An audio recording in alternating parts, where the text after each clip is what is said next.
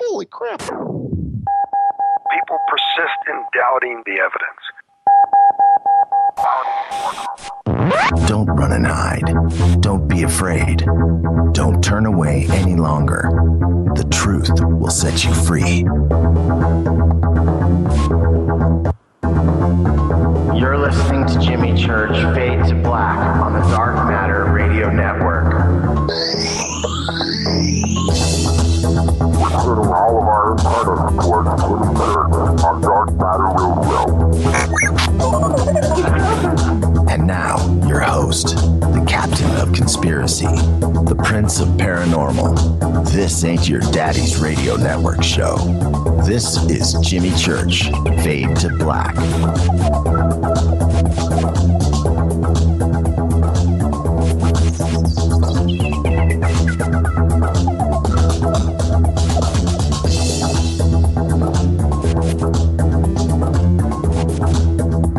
Check.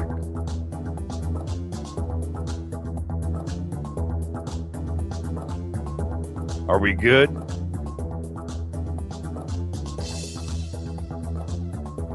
Fade to black. Ba-da.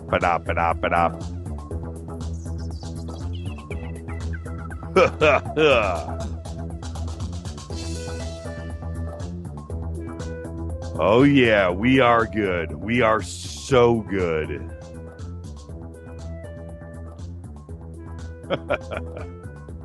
How's everybody doing? Huh? This is Fade to Black. Bespoke radio for the masses. Today's Monday, November 3rd, 306 days into the new year. Oh yeah, fired up tonight. Oh yeah. Oh yeah, we are so fired up. We are live from the JP Motorsports Studios right here in sunny downtown Burbank, California. For KJCR and the Dark Matter Radio Network, I am your oh-so-humble host, Jimmy Church. What is shaking? How you doing? It's Monday. Back in the seat. In the new command center here, the JP Motorsports Studios. You guys saw the pics that went out. Yeah, we got the rad setup here. New computers, monitors, monitor bar. Oh, man. Oof. Trying to work out the bugs. And I think we are just about there. So the question is, how are you? Welcome to everybody listening around the world, all across the United States, hither and thither, to and fro, east and west, north and south, back and forth, far and near, everybody listening around the world. Welcome. This is Fade to Black. Back in the seat, worked all weekend to make sure that we got the studio back up and running. And we are ready to get cracking. Twitter's been on fire. I know. We'll get to all of that in just a second. Everybody just relax. Take a deep breath. It's all good. All right? Big salute to the proud men and women in uniform all around the world, fighting the good fight for us, laying it out all so selfishly every single day. Unselfishly, selfishly, both. Think about that for a second. Defending our right to the Constitution. The right to freedom of speech means everything. Podcast. Let's cut through all the stuff. Let's get it going. Podcast up to date, rocking. Looking over here at Twitter. Wow. Okay. All right. It's all good. Everybody just relax. We had to make the announcement today. All right? Are you guys ready? It's no big deal, actually. I will be hosting Coast to Coast this Sunday, November 9th. Yes. Sunday, November 9th, I will be hosting Coast to Coast. Now, a couple of things. I want everybody to just relax. it doesn't affect Fade to Black or the Dark Matter Radio Network or everything that we have built together, the Fade or Not family. This is a good thing for all of us. It's going to be fun. I was asked, and I said, sure. But only if it doesn't affect what I do and our family. Just want to make that clear. That's all it is. I'm going to go down the street, and I'm going to go host Coast to Coast. And for anybody in my position, and no matter who it is, I don't care if it's Rush Limbaugh, I don't care, Howard Stern, and they say, hey, would you like to come in and sit in for an evening? You say, yes, of course, absolutely. George has been very cool to us here. Very cool. And I think it's a great opportunity. Just go, hang out, introduce the world to what we're doing here at Fade to Black. That's it. Okay? It's Sunday night. It's not Monday night. It's not Tuesday night. It's not Wednesday night. It's not Thursday night. Nothing changes. Okay? Now, and what happens? I'm watching Twitter right now. I'm watching Twitter. Look, whatever happens after that, I've always said on this show, no matter what, that's then. Right now, we're in the now. But nothing. I will not let anything, trust me, interfere with Fade to Black. We all know where it's great. And it's great right here with everybody. Okay? That's it. So we can all relax. That's why the picture was sent out. I wanted to announce it here with you, my family, before Coast to Coast made the announcement, and I think that's only fair. That's it. So I did a preemptive strike. I'll be going on with Clyde Lewis at 7:30 tonight. We are going to do a simulcast. And I'm sure Clyde will mention something. That is another Premier Network show. And so before that happens, I wanted to speak with you. And that's it. I want everybody to just go, it's okay. Just think up. I will give up Fade for Coast to Coast to be back where it needs to be. Yes, Jimmy, you are the one. See, that's exactly the point. And thank you, Liam, for that. Okay? That's exactly it. And please remember, everybody, all of us, we're all in this together. This quest of learning and finding out and questioning. We all do this together. Okay? And just think about how many more people out there like you that think like you will be exposed to Fade to Black. And that's it. The Fade or Nots. I wonder. Do you think I can sneak Fade or Not on the air on Coast to Coast? Sneak one in. Now, also, all you Fade or Nots, man, you need to call in. I'll take some calls Sunday night for sure, and that would be great to get a bunch of you on the air. Okay, so there you go. All right, so that's the big announcement. This Sunday, I'll be on Coast to Coast. Now, my first two guests will be, I'm brain freezing right now, Peter Lavenda and Scott Wolter. And I was able to just like pick out, they were really cool. Who'd you like to have on? And I said, well, how about Scott Wolter and Peter Lavenda? And they said, cool. So there you go. All right. Temporary change the opening music. Space Boy, I got your back, brother. I got your back. There's a way to pull that one off. I'll do it. All right. Wow. Okay. So that's the big announcement. And I just want everybody to be happy. Again, no matter what, I'm not leaving to go host Coast to Coast. That's not what's happening here. So It'll just be this Sunday, and whatever's in the future after that is in the future. But no matter what's in the future, understand this. Nothing affects Fade to Black and Dark Matter Radio. Okay? And trust me,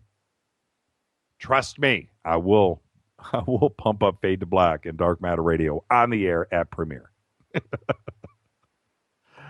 You got to sneak it in, right? So first and last time hosting, but I'll get Fade or Nots in. All right? Is everybody cool with that? Is everybody cool with that?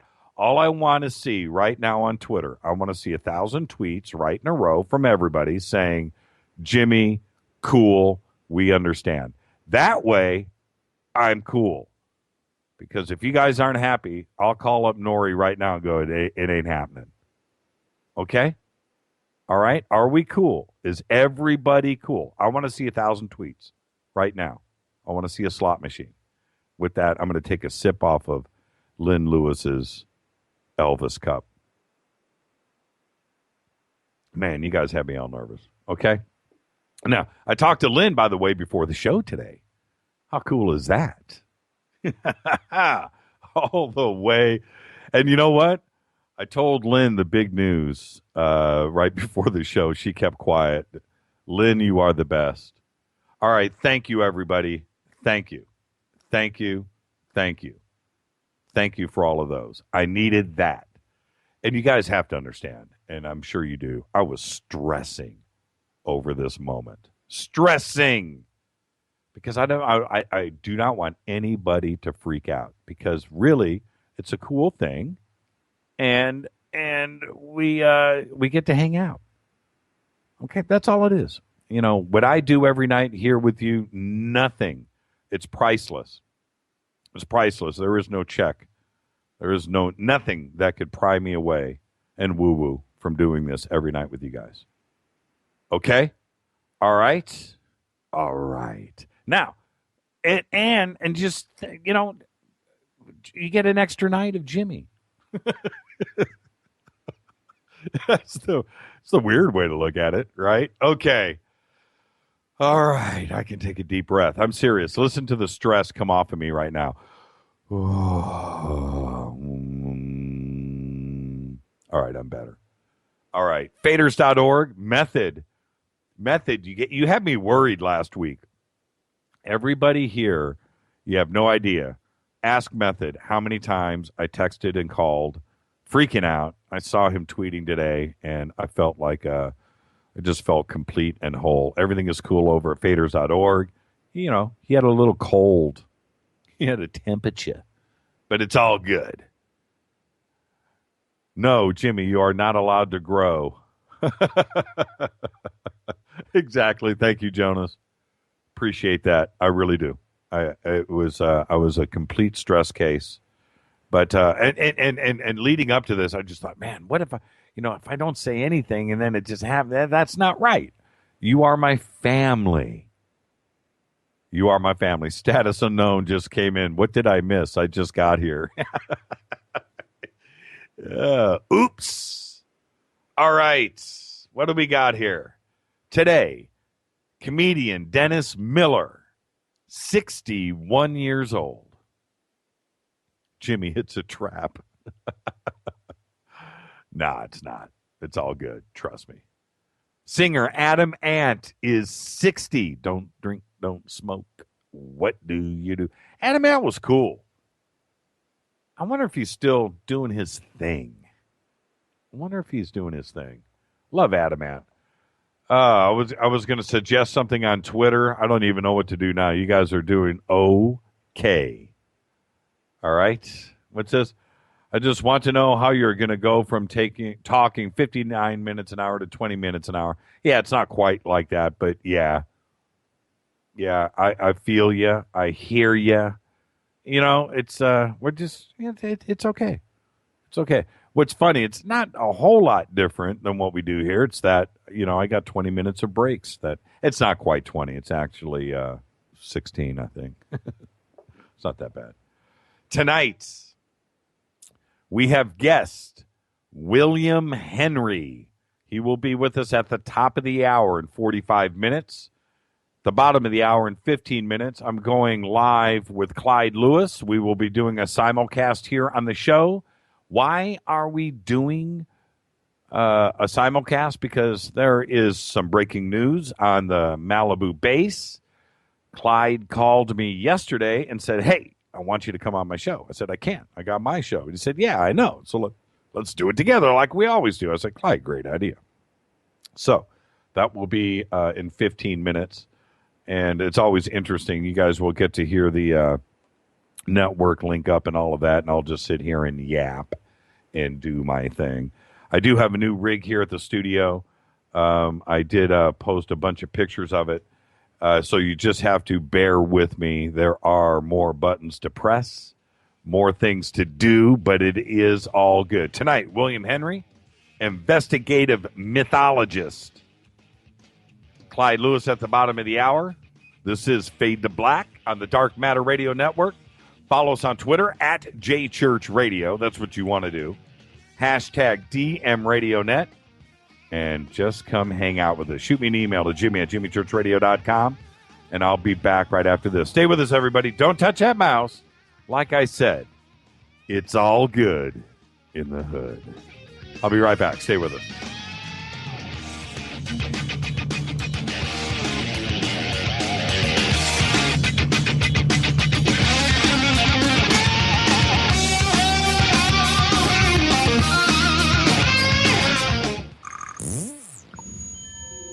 You're listening to Jimmy Church Fade to Black on the Dark Matter Radio Network.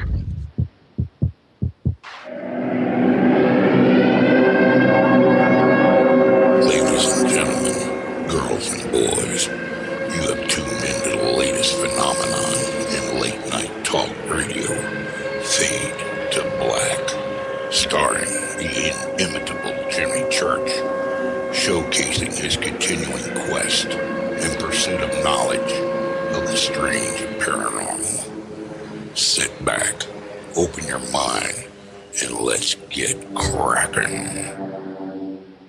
What's up, revolutionaries? It's me, Jimmy Church. Do you have an IRS or state tax issue? Well, I did, and I called national tax experts.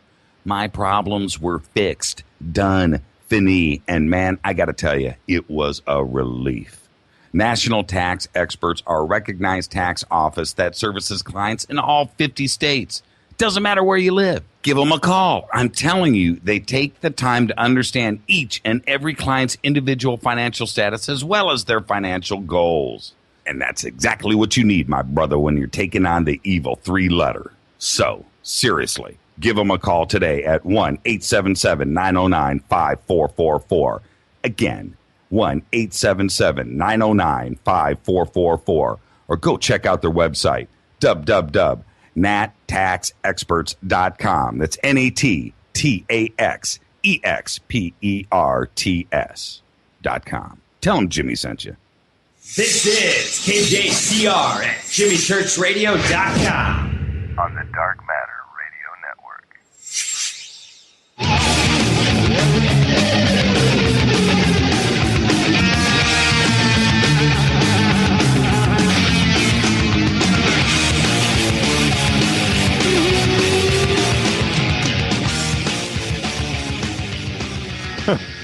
Welcome back, Fade to Black. On the Dark Matter, only on the Dark Matter Radio Network. I'm your humble host, Jimmy Church. Just noticing Rick's tweet. What are you going to do with the chances to get coffee and use the bathroom? The answer to that is none. None. Won't be able to do anything.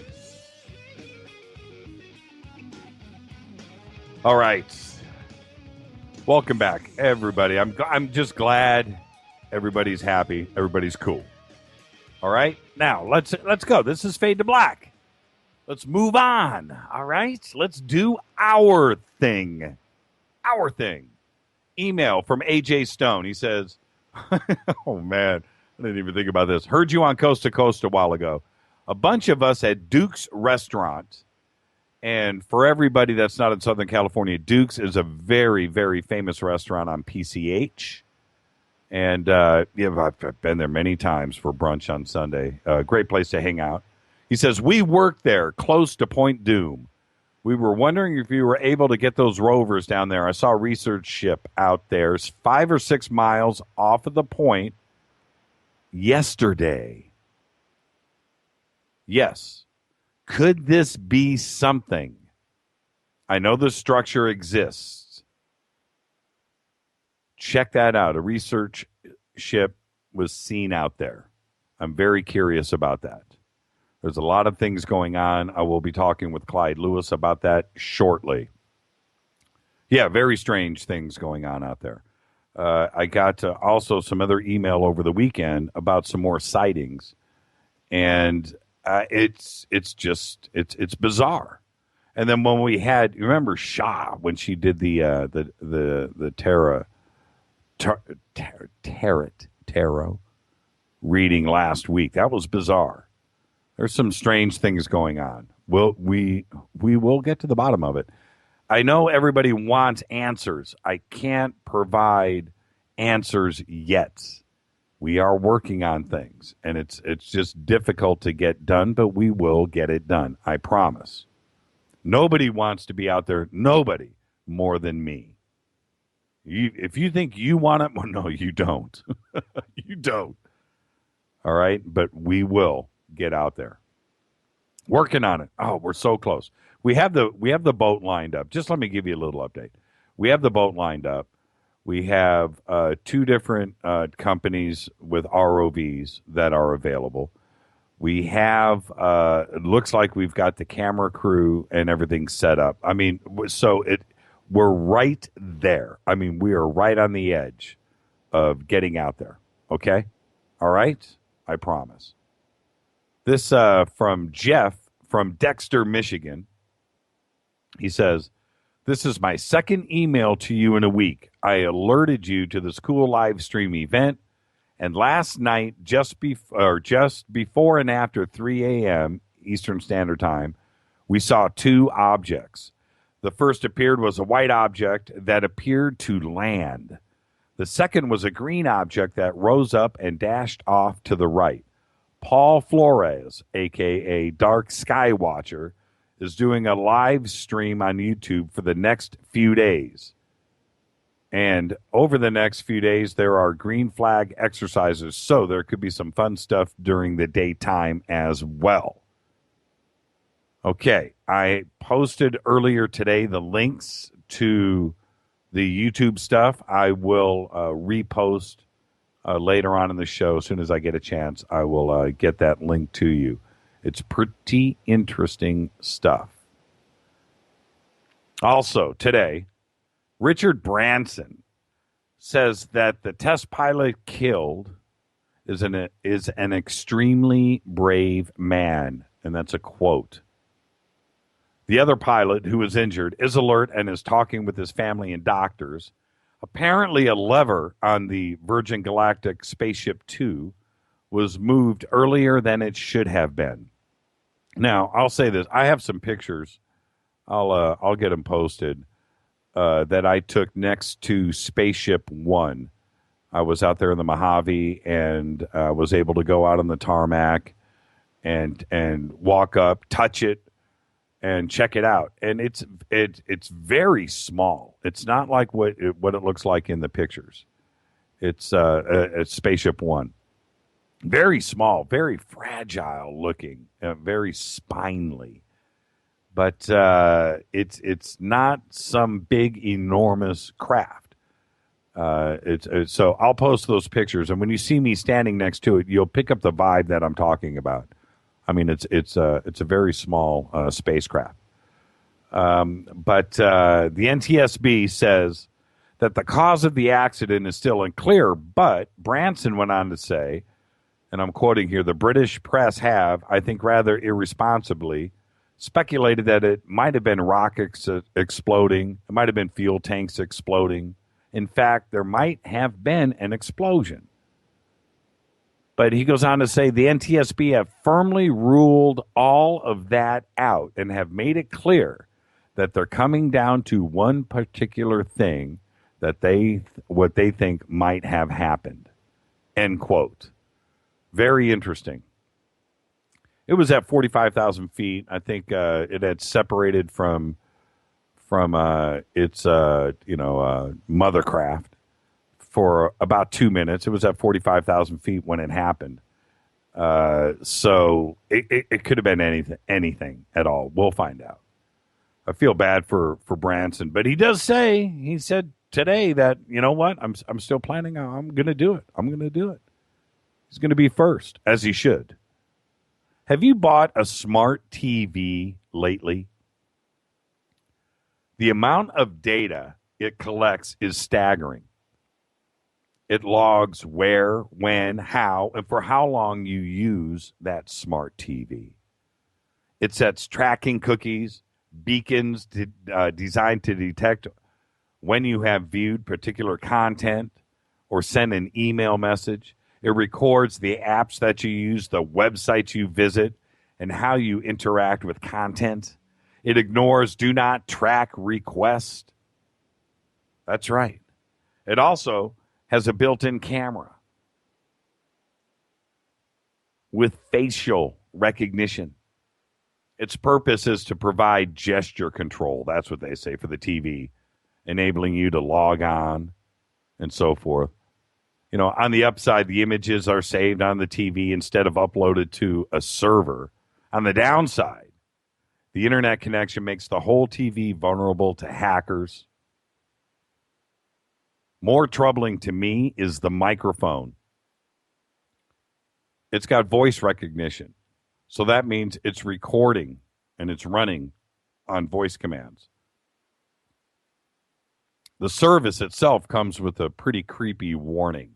Please be aware that if your spoken words include personal or other sensitive information, I'm quoting here directly from the manual, or other sensitive information, that information will be among the data captured and transmitted to a third party. Got that? Listen to what I'm saying. Don't say personal or sensitive stuff in front of that TV. Because when you run for political office in 10 years, that stupid stuff you said when you were 25 and 30, hanging out with your friends in the living room, could come back to haunt you. If you have a smart TV, in my opinion, you put a piece of tape over the camera, you put a piece of tape over that microphone, and you use your remote. Don't get lazy. Don't do any facial recognitions. No, don't do it. Surf the net with your remote. Pretty creepy. Pretty creepy. Check this out. Hot on the heels of MeWe and Mark Weinstein being on the show, in a first-of-its-kind move for Silicon Valley, and I'm serious, Facebook last Friday announced and launched a Tor hidden service, a version of Facebook that runs Tor. The new site, which can only be accessed by users running Tor, bounces users' connections through 3 extra encrypted hops to random computers around the internet, making it very difficult for any network spy observing any of your traffic to trace its origin. How interesting is that? Facebook, the data collection center. You can't sign on to Facebook anonymously. That part, your normal account, no, all of that stays the same. But where, when, who, how, what, and all of that stays on Tor. And that's trippy. Huge stone circles over in Jordan have been imaged. Archaeologists have taken high-resolution aerial images of 11 ancient big circles. All of one are around 400 meters in diameter. They're almost all identical. The big circles were built with low stone walls that They were only a few feet high, but there was no entrance. So back then, back in the day, for what was ever in the middle, you had to jump over the wall. Very interesting. With that, I'm going to take a break. I think when we come back after this, we'll be on with Clyde Lewis. Stay with us, everybody. Do not touch that mouse. Fade to Black only on the Dark Matter Radio Network. Follow us on Twitter at JChurchRadio. Shoot me an email to Jimmy@JimmyChurchRadio.com. I'll be back right after this. Stay with us.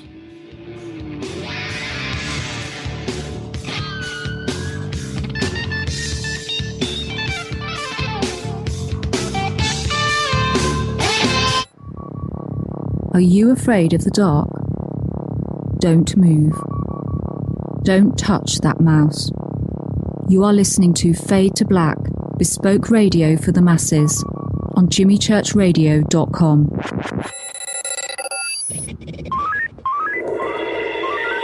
Way out here, we listen to Jimmy Church on the Dark Matter Radio Network. Dark Matter. Dark Matter. Dark Matter. Dark Matter. Dark Matter. You're listening to Fade to Black on the Dark Matter Radio Network. ¿Qué tal, mis amigos? Yo soy Mario Carson, el tiburón, y los invito para que escuchen a mi buen amigo Jimmy Church Radio. ¡Claro que sí! Oi, oi, I'm Reese Evans. You're listening to Jimmy Church. This is Revolution. The revolution will not be televised. The revolution is on radio. Ciao.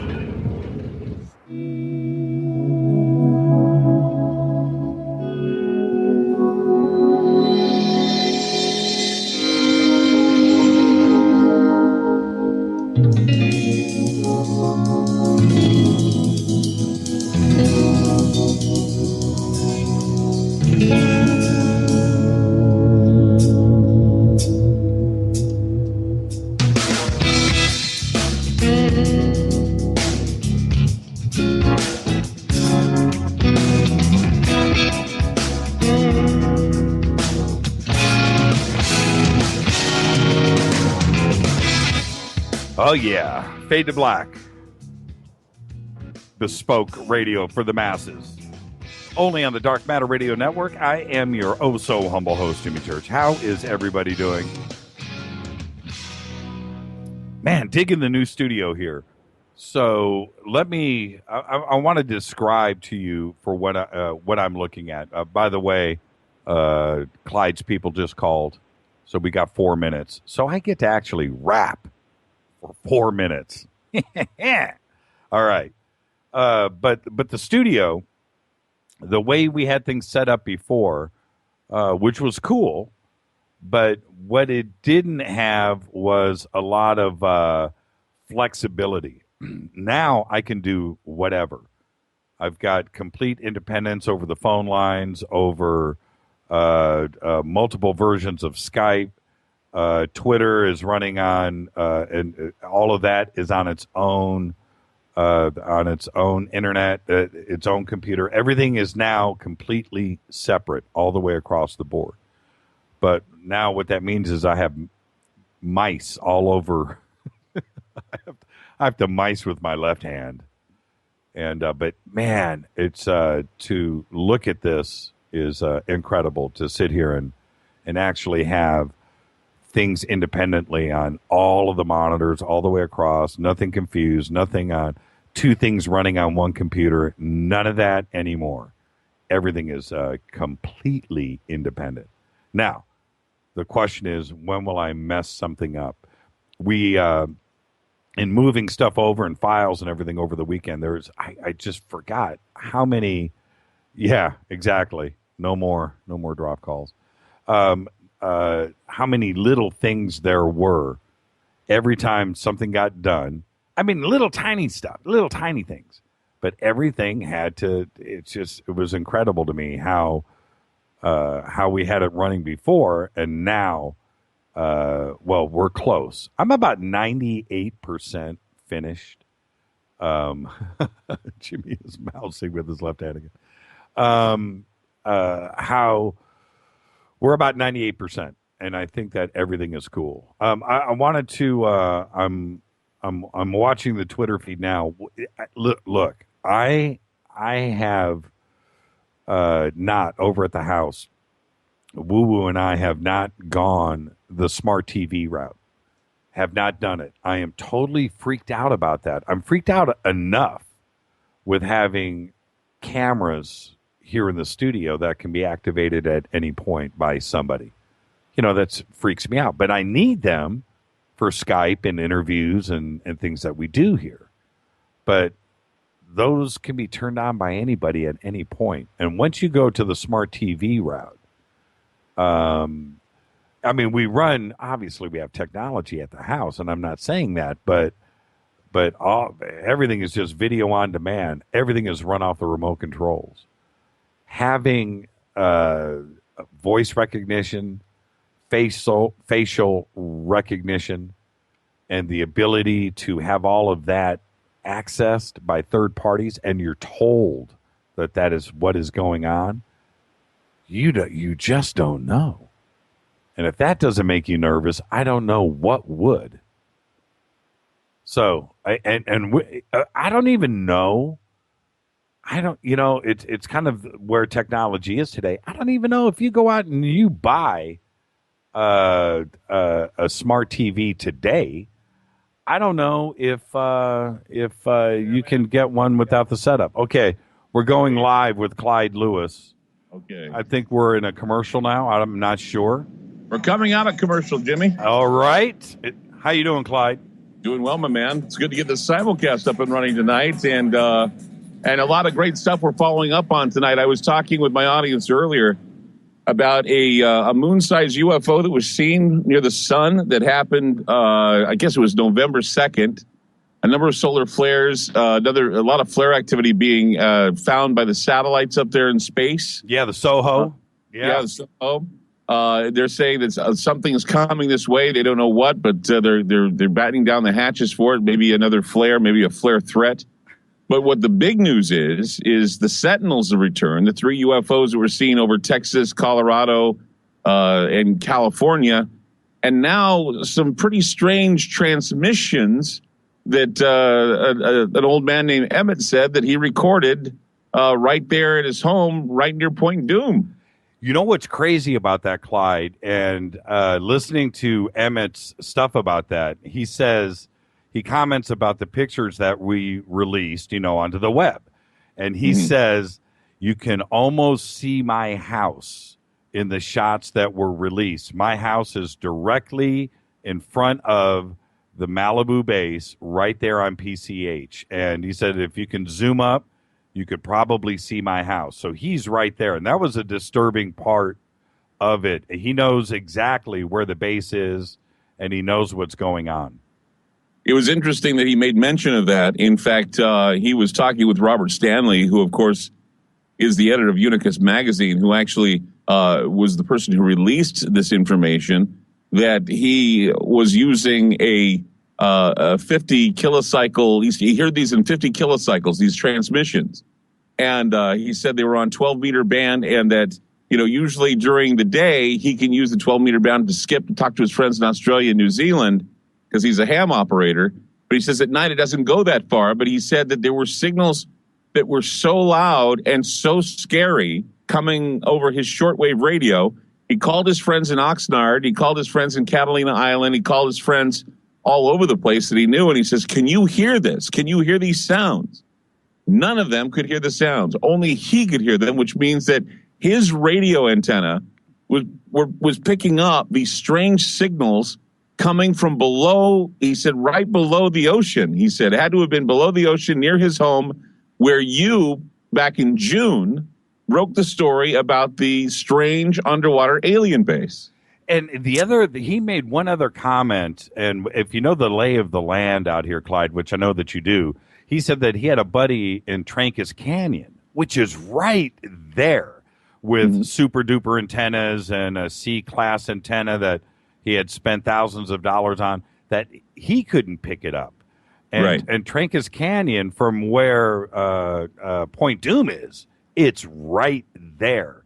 And he also made another comment with the equipment that he had. He was able to, he didn't use the word triangulate, but he could tell where the direction was coming from. It was coming from in front of his house. And the only thing out there is the Malibu base. Now, what do you think? I'm going to throw this back to you, and then I'm going to comment. Okay. I have listened to all of the audio. Yeah. Each one of the transmissions, to me, sounds a little different, but the same. And I know that sounds strange, but you know what I'm talking about.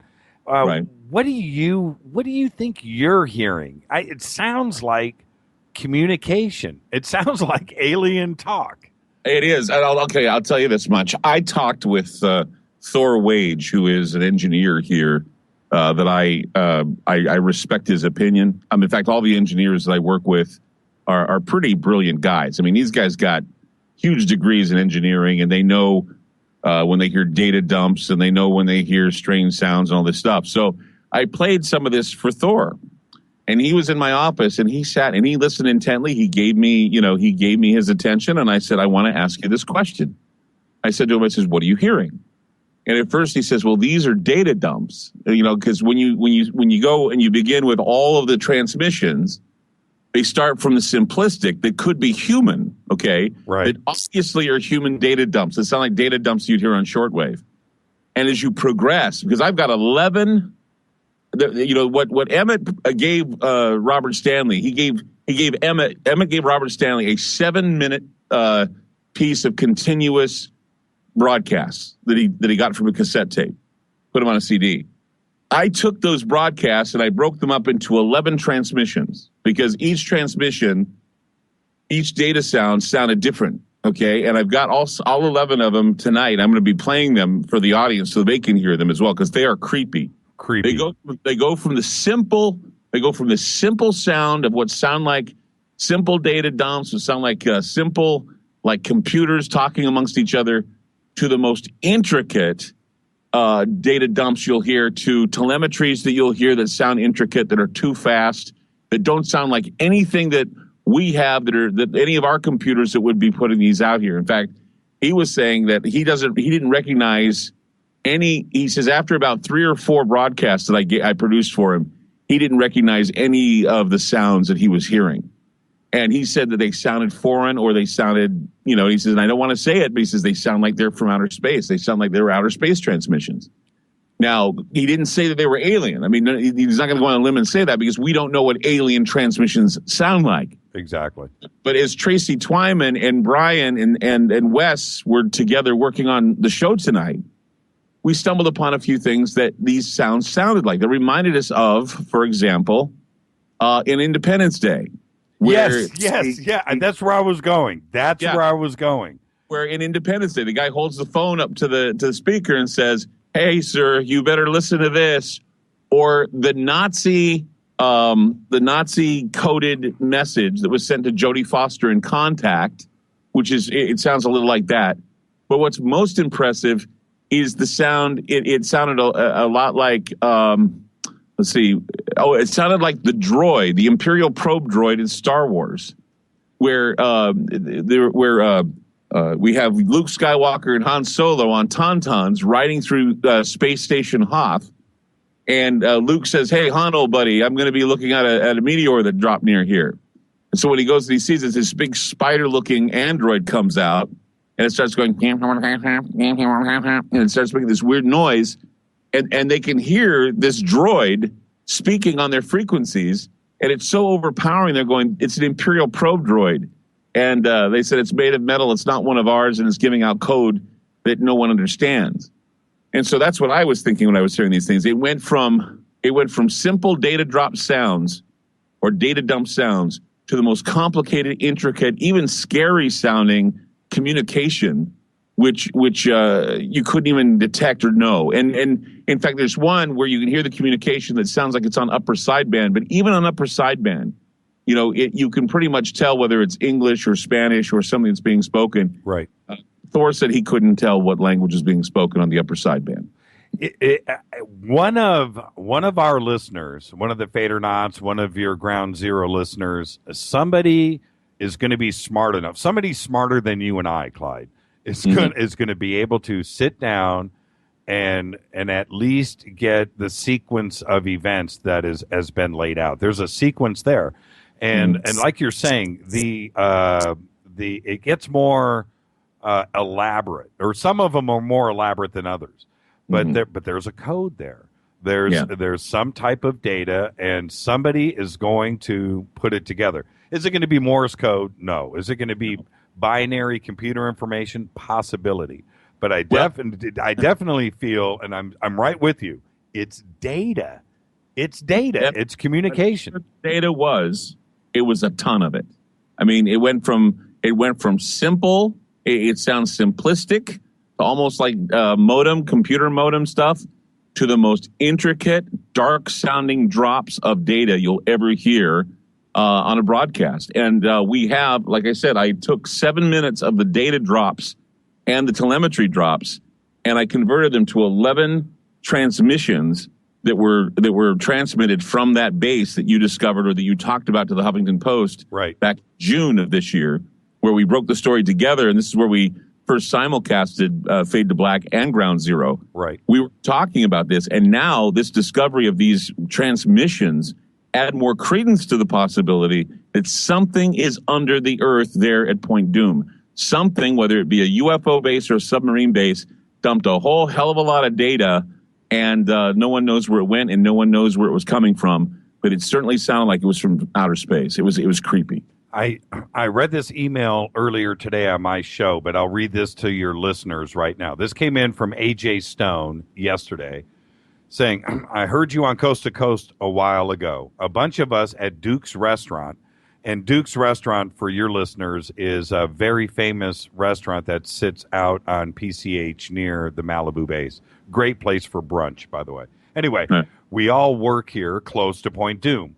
We're wondering if you were able to get those rovers down there. And then he goes on and says, I saw a research ship out 5 or 6 miles off of Point Doom just today, which is yesterday. I got the email yesterday.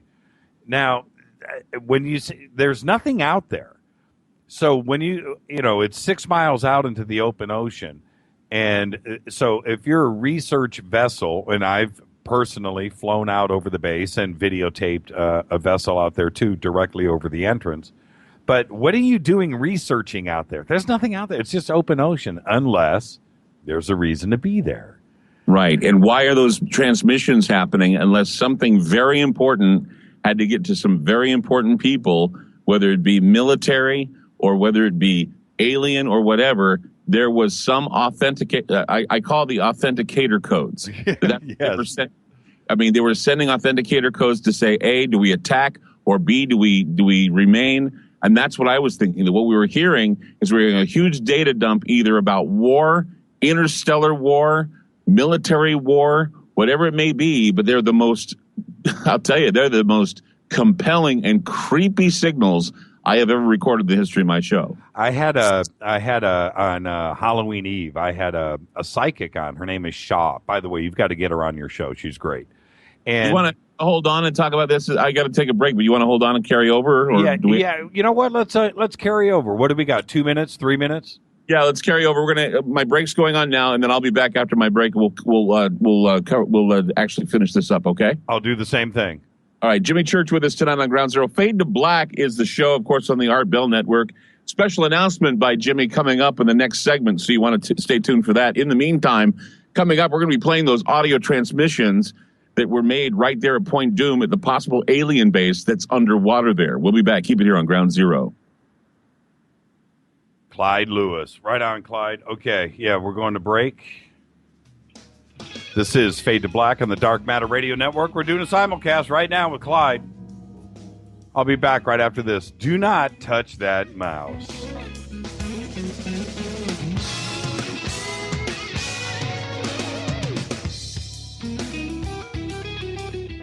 Hi everybody, this is Rob Halford, the Metal Guard on JimmyChurchRadio.com. What's up? My name's Brian Taylor, Ninja Badass Extraordinaire, and this is JimmyChurchRadio.com. JJZR in your face. JimmyChurchRadio.com. On the Dark Matter Radio Network.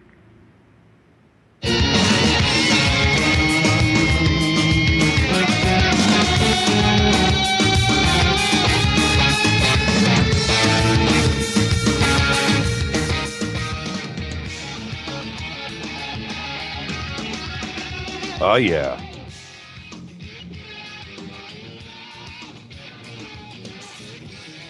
Could listen to Doug Aldrich all night. Fade to Black on the Dark Matter Radio Network. I'm your host, Jimmy Church. We're doing a simulcast right now with Clyde Lewis, Ground Zero. They're in a commercial break, hard network break, and they'll just come online with us as soon as they are done. Yeah, crazy stuff going on right now out at the Malibu base. And I think somebody just tweeted. I'll ask again. I didn't get the link up. Go ahead and somebody tweet I think it's a Secure Team 6 or Secure Team 10 has got a video out. It's actually a short video that has got a portion of it as well there too. And you can check that out. You can go over to YouTube. Pretty strange sounding. And like I said, these set of recordings that were released, I don't own them. That's why I'm not playing them back right now. But they were done in 2012. And they're 7 minutes of audio. And it definitely reminds me, not exact, but you remember those old modem uplinks that you used to do in the internet back in 1995. It kind of will remind you of that, but they get more complex, and they're also consistent, and it also sounds mechanical. It doesn't sound like whales in the ocean. It doesn't sound like some other audio coming in from radio waves around the world. It doesn't have that feel to it. It's got a very alien vibe, and I don't know how much more to paint the picture than just that. Very creepy sounding. And Emmett, the guy that did the recording, said that he's been a hammer. Emmett is 92 years old. He has heard every type of audio that you can on a ham radio. He knows how to bounce ham signals off the ocean, like Clyde was just saying, so he could talk to his friends in Australia. He's very talented. He's got heavy equipment. He's got a four-wheel drive vehicle that he calls a Scout that's got antennas all over it. He's able to do stuff in a mobile sense, and he knows what he's listening to. He knows every type of signal that is coming. He's never heard anything like this. And as it turns out, once he heard it, he tried to figure out what it was. So he contacted all of his buddies up and down the coast, trying to get them to find the same 12-meter band, the same signal. Nobody else could hear it, only him. And it was right in front of his house. And when he made those comments about being able to see his house on PCH with the pictures that we released. Doing a simulcast tonight with Jimmy Church, Fade Black, and the reason why is because signals and strange data dumps are coming out of that base that he talked about back in June, and we're here with Jimmy tonight. You were talking about some psychic, and then I want you to tell us all about your announcement that you were going to make tonight. Yes. Okay, I got a weird echo. Is that coming from me or you? It's probably my headphones are up too high. I love listening to your voice loud. Okay, here we go. Go ahead. Are we good? Yeah, we're good. Shah, the psychic that we had on last week for Halloween, was saying she read my tarot cards. She did a reading. And in that reading, she knew nothing about the Malibu base. She absolutely knew nothing. And for her to say, you discovered something alien off of the coast. Yeah. Trip on that. Well, I will trip on that when I'm listening to these broadcasts coming up in the next hour, because it's certainly going to be, something. Yeah, this is these broadcasts are creepy. They're, you're going to think to yourself, they're nothing. But the more you dig deeper into them, the more complicated they get. Absolutely. Oh, I've got a weird echo, Clyde. Okay. Is it gone? Is it there? Okay, it doesn't matter. I'm going to act like it doesn't exist. Okay. It's gone. Right. he's 92. Emmett is 92 years old. Yeah, he has heard every type of transmission possible. Think about that. Spend 40, 50, 60 years of being a hammer. You know what to expect, and for him to say, I don't know what's going on, and he's got to consult his other hammer buddies, that's pretty trippy. Yeah, I got to thinking about that. Emmett is like 92 years old, and he has never heard anything like this on his ham radio in his life. That's it. And it was so scary. It was so scary for him. He mailed them off to a magazine, and then that magazine made him available for everybody.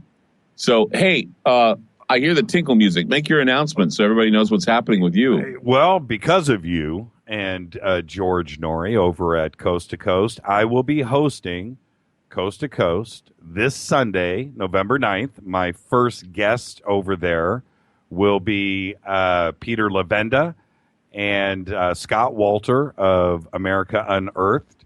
And the cool thing is, George is a fan of this show. He's a fan of your show, of course, and all of us working together.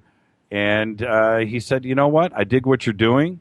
Why don't you come over here and hang out with us for a night? And I said, absolutely. You never say no to an opportunity. No. And we dig what you're doing, too. And this investigation, we knew back in June it was going to be a hot ticket. And now, several months later, we're getting more information, compelling information. It's going to blow the lid off the story. I'll tell you, the next hour you want to tune in for, because it's going to be huge. We're going to be playing these broadcasts, and people are going to stop and wonder just what the hell is being broadcast out of that 2,000-foot drop right there with those pillars and that oval, that whatever it is housing those UFOs or submarines or whatever they are. Jimmy Church, thank you so much for being on Ground Zero tonight, and good luck to you on Coast to Coast AM. You got it, Clyde. All the best, my brother. Take care. Good night, everybody. Hey. All right, Clyde Lewis. That is just crazy news coming out. And yeah, Clyde, somebody just tweeted, Eugene just tweeted, stay healthy. I didn't even get a chance to get to that, but absolutely, Clyde, stay healthy. Every time I talk to him, I said, Clyde, they have a room for you over at the hospital. They must know you by name by now. But yeah, Clyde sounds great, doesn't he? Okay, that's it. Let's take a quick break. When I come back, William Henry will be joining us. This is Fade to Black, only on the Dark Matter Radio Network. I'm your host, Jimmy Church. Shoot me an email to jimmy@jimmychurchradio.com. Come hang out with us on Twitter. @JChurchRadio, #DMRadioNet. You want to know what it's all about? Come check it out for yourself. It's all good. This is William from Locker Center, and I listen to JimmyChurchRadio.com. Jimmy Church. My name is Alan, and I listen to JimmyChurchRadio.com. He's always giving it to you straight. JimmyChurchRadio.com. On the Dark Matter Radio Network. Hi, this is Rob Reiner from Anvil, and you're listening to JimmyChurchRadio.com. What's up? I'm Chris. What up? This is Kyle Massey, and you're listening to Jimmy Church Radio, The Revolution.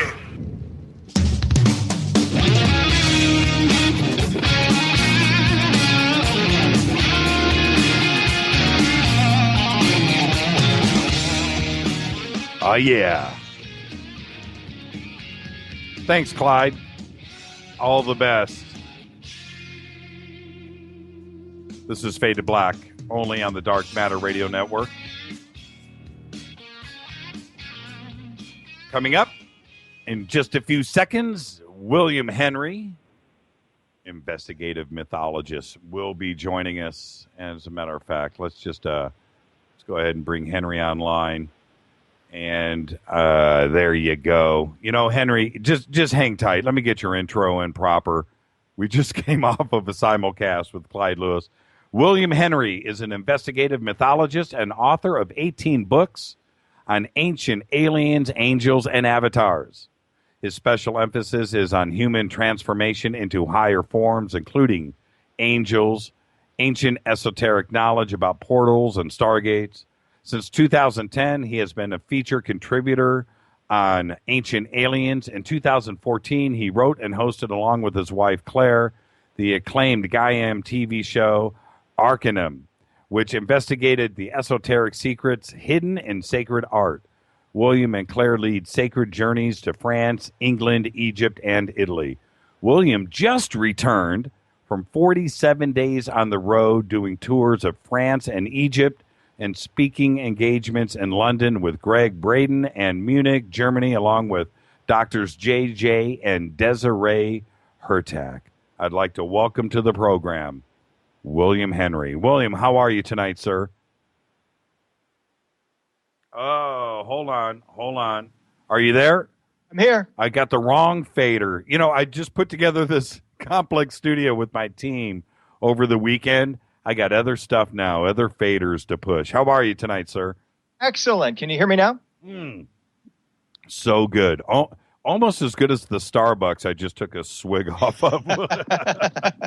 Oh, man. So, first off, welcome to the program. And I know you're familiar with everything that we do here and how we do it. I don't have, William, I don't have questions. I don't have premeditation. I have no idea where we're going to start or where we're going to end. But you know what? It's two friends sitting on my couch. We're just going to yap. And then if you and I find it interesting, then so will the rest of the world. Are you game? Are you down? I'm totally game. Have you got some guitars handy, by the way? I actually do. You want to you want to shred? Let's do that. Wait, what? You play guitar? I do. What kind of guitar? What's your main axe? I have a Gibson Les Paul custom, a Peter Frampton Les Paul. Oh, a Black Beauty? Yeah, Black Beauty with the 3 pickups. You went in hardcore. So you got the 3 pickup Les Paul Black Beauty custom. Yeah. Gold hardware? Gold hardware. It's the Peter Frampton replica guitar. I just love the sound, the tone, and I've collected guitars for a while, vintage Gibson electric guitars, and I sold everything. My wife and I got married a few years ago, and it was the guitars or getting a house. So the guitars had to go, but I kept this one. Hey, I did the same thing. So I feel your pain, my brother.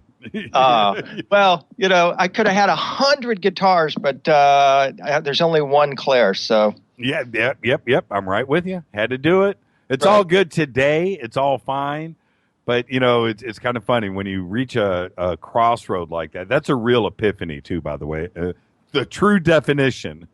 Exactly. So, but it's okay. As beautiful as guitars are, the woman in your life, and it sends a message to Claire and to Woo Woo over here. Sends a message, and that's it. And I can't believe you just said that. Because I went through it too, but sometimes you need to make decisions. But what I wanted to say was, did you hear about Frampton, that guitar, right? The Black Beauty that was on the cover of Frampton Comes Alive. Yeah, where he shot through the Stargate, right? He lost it. I know. And he got it back. Exactly. What a story. What a story. And you look at it, that guitar, if it could tell the story of where it was.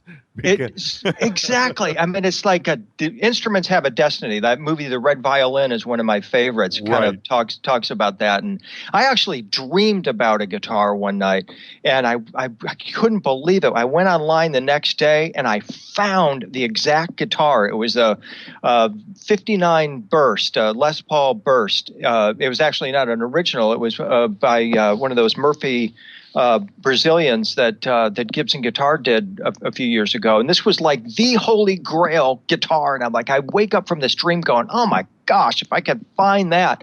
And I did. It was the most amazing thing. Jonas just tweeted on Twitter the Black Beauty. The thing is with the Black Beauty is it is probably, it's so iconic. It's such a cool looking guitar, that 3 pickup thing. But I can't, that middle pickup gets in the way on me.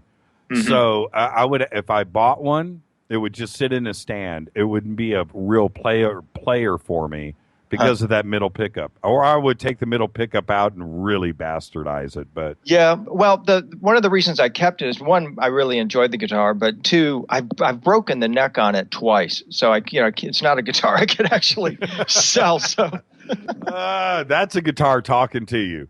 Yeah, exactly. Yeah, I'm here to stay, pal. It's going to be this way, right? Oh, okay. Now, I can talk. You and take this completely the wrong way, please. Everything that you do is stuff that I wish I could do. And I'm a little bit jealous, and I'm going to try to behave tonight and not try to sound like a fanboy. But the stuff that you go out there and do and research and deal with is exactly what I wish I could do. And so I don't even know where to start, but I would like to start here. You just got back from France again. Mm-hmm. I'm hoping you're going to say yes to this. Did you go out to Renne le Chateux? Oh, absolutely. I mean, that's ground zero for our France tour. We stay at this 16th century chateau just down the hill from Renne le Chateux. You can look up and you can see it perched up there. And it's the magic mountain. It's the magic kingdom. There's so much in that area. This is why we go back twice a year. I mean, I just can't get enough. It's like a layer cake that has so many ancient layers. It's like an onion that just keeps, or a flower, a lotus that just keeps opening up. It blows my mind every time I go there. Back when I had Internet 1.0, like AOL 1.0, 1995, 1994, 1995, right there, one of the first things that I had discovered, and I treated it like it was my own little secret, I didn't really talk to people about it, was Renne le Chateux. And there wasn't a whole lot of info out there back then. There might have been 2 websites out there. The information was equally as creepy and similar, but you couldn't go out and do. But ever since then, I have soaked it up like a sponge, everything, including your research. And when Da Vinci Code came out, that was cool. It was okay, but I felt like I was a little violated, and maybe it wasn't treated the way it should have been, or respected, if you know what I mean. Take me back to the first time that you went to Renne le Chateux. I know that you had a whole checklist of stuff that you wanted to find out and see when you got there. But what happened to you? What happened when you first got there the first time? Well, I got lost, for one thing. It was then a kind of a difficult place to find. Of course, Holy Blood, Holy Grail had come out in 1982, put the place on the map. Right. And by the time I first visited there in 1995, it was becoming, more of a popular tourist destination, but not really just casual tourists. These were hardcore people that were coming here looking for serious mysteries, deep esoteric secrets, and treasure hunters as well. And it's in a very in a very wild part of France. I mean, you fly into Toulouse, you take about a 2-hour drive from Toulouse to get to Renne le Chateux, and all of a sudden, when you pull off the interstate, you drive onto this country lane headed towards Renne le Chateux, and it's suddenly the landscape changes. It becomes mountainous, it becomes wild. You're in the middle of vineyards the whole time. And so you got grapes everywhere. You've got this sense of, just really pulsating kind of life, and in a primitive feeling too. It's wild country. I mean, it's natural. I mean, life hasn't changed there since the 13th century, except for cars and the internet. Other than that, you're thinking, okay, this is just about how it was. And there's also this pervading sense of mystery and almost you use the word creepy. That's a really good word. You almost feel literally like you're being watched the whole time that you're there. And you feel this deeply, deeply ancient presence that is there. And it's kind of like standing for the first time in front of the Great Pyramid. You're just in awe. Your jaw's dropping. A, you can't believe you're here. And B, you realize that forget about everything you've read about this place, because you're confronted now with a much deeper and greater mystery than can ever come across on a printed page or on a website. It keeps, like you said, I like that analogy, an onion. You keep peeling back the layers. Every time you go back, is it another fresh discovery? We'll talk about your recent trip, but I mean, Is it always something new every time? Like I said, I'm being a fanboy right now. I'm just like, talk to me, Uncle William. Tell me, tell me what it's like. It always is something different, Jimmy, and because you're different every time you go, of course. But you're looking through different eyes. When we take groups, we have people they're like us. They've been studying this stuff for 20 years. They're like kids at Christmas when they walk in the Church of Mary Magdalene at Renne le Chateux, or even get into the vicinity, and that really it keeps my curiosity and my excitement and my passion ignited, just to be around and to feed off of that, because I remember what it's like to read about a place and to long to go there, and then to actually get to go is phenomenal. And so when we do our tours, we're always adding new locations, because when you're in that area, you're within about 50 miles of some real serious history and some seriously powerful X spots or hot spots for tapping into Earth energy or cosmic energy. With Saunier, I'm on your side of the fence when it comes to Saunier, but so many researchers and debunkers and skeptics have tried to debunk him and bring him down. I'm not there. Where are you with Saunier? Saunier is just one of the things that I see is the whole Renne le Chateux area of Cathar country. The mystery there is a layer cake. Saunier is the candle on top of the cake that gets everybody's attention. He lit that place up with this mystery of this priest that suddenly discovers this unfathomable treasure, this immense wealth. What was it? Genealogy of Jesus, treasure of Solomon, stargates, something, right? And so he's the one that lit the candle on top of the cake. But what you realize is that there's this huge cake, and it's multi-layered. And that's the kind of the place I put Saunier, is, again, candle on top of the cake that gets your attention and brings you to the area, and suddenly you discover, wow, there's something really, truly special about this area. The big question for all of us, where did the cash come from? And the original stories back then, and I'm talking back to Holy Blood, Holy Grail, the early researchers, that he went to France, he had, secret coded documents and was funded there. I'm sorry, London. He went to London. Is that where you stand? I think it's a good possibility that he was being paid off by someone with immense wealth. Might have been trafficking in some kind of artifacts that he discovered.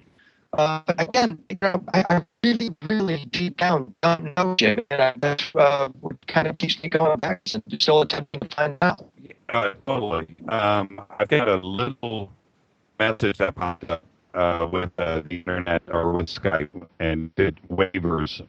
I'll dial you right back, but I still hear you strong. With the priority of Scion and his messages with that, all predated all of the debunking that happened later on, in the 70s and 80s with the priority of Scion. Was it ever really mentioned before Saunier? I'm sorry, you're breaking up. I didn't quite get the question. I was referring to the priority of Scion. And, can you hear me? Are we good? Yeah, you're breaking up. It's all garbled. I'm apologizing. And let's do this. Let's take a quick commercial break, and I will be back right after this. We're going to reset with William Henry. Again, I'm clicking and William. I'll be right back.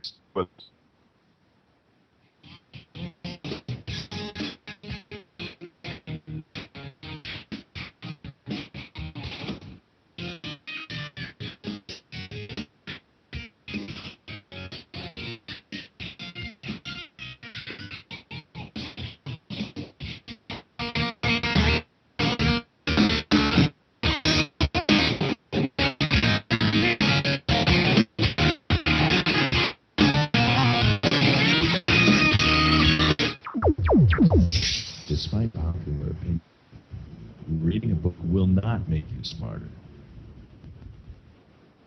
Jimmy Church will on the Dark Matter Radio Network. is always giving it to you straight. JimmyChurchRadio.com on the Dark Matter Radio Network.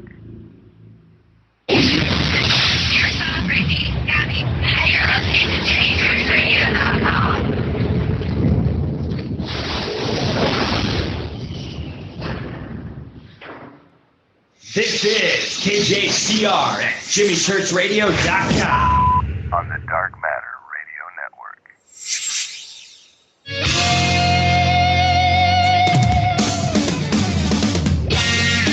All right, everybody, reset. This is Fade to Black, only on the Dark Matter Radio Network. I'm your host, Jimmy Church, talking to William Henry. And William, are you with us? William? That's bizarre. We are in a hard reset.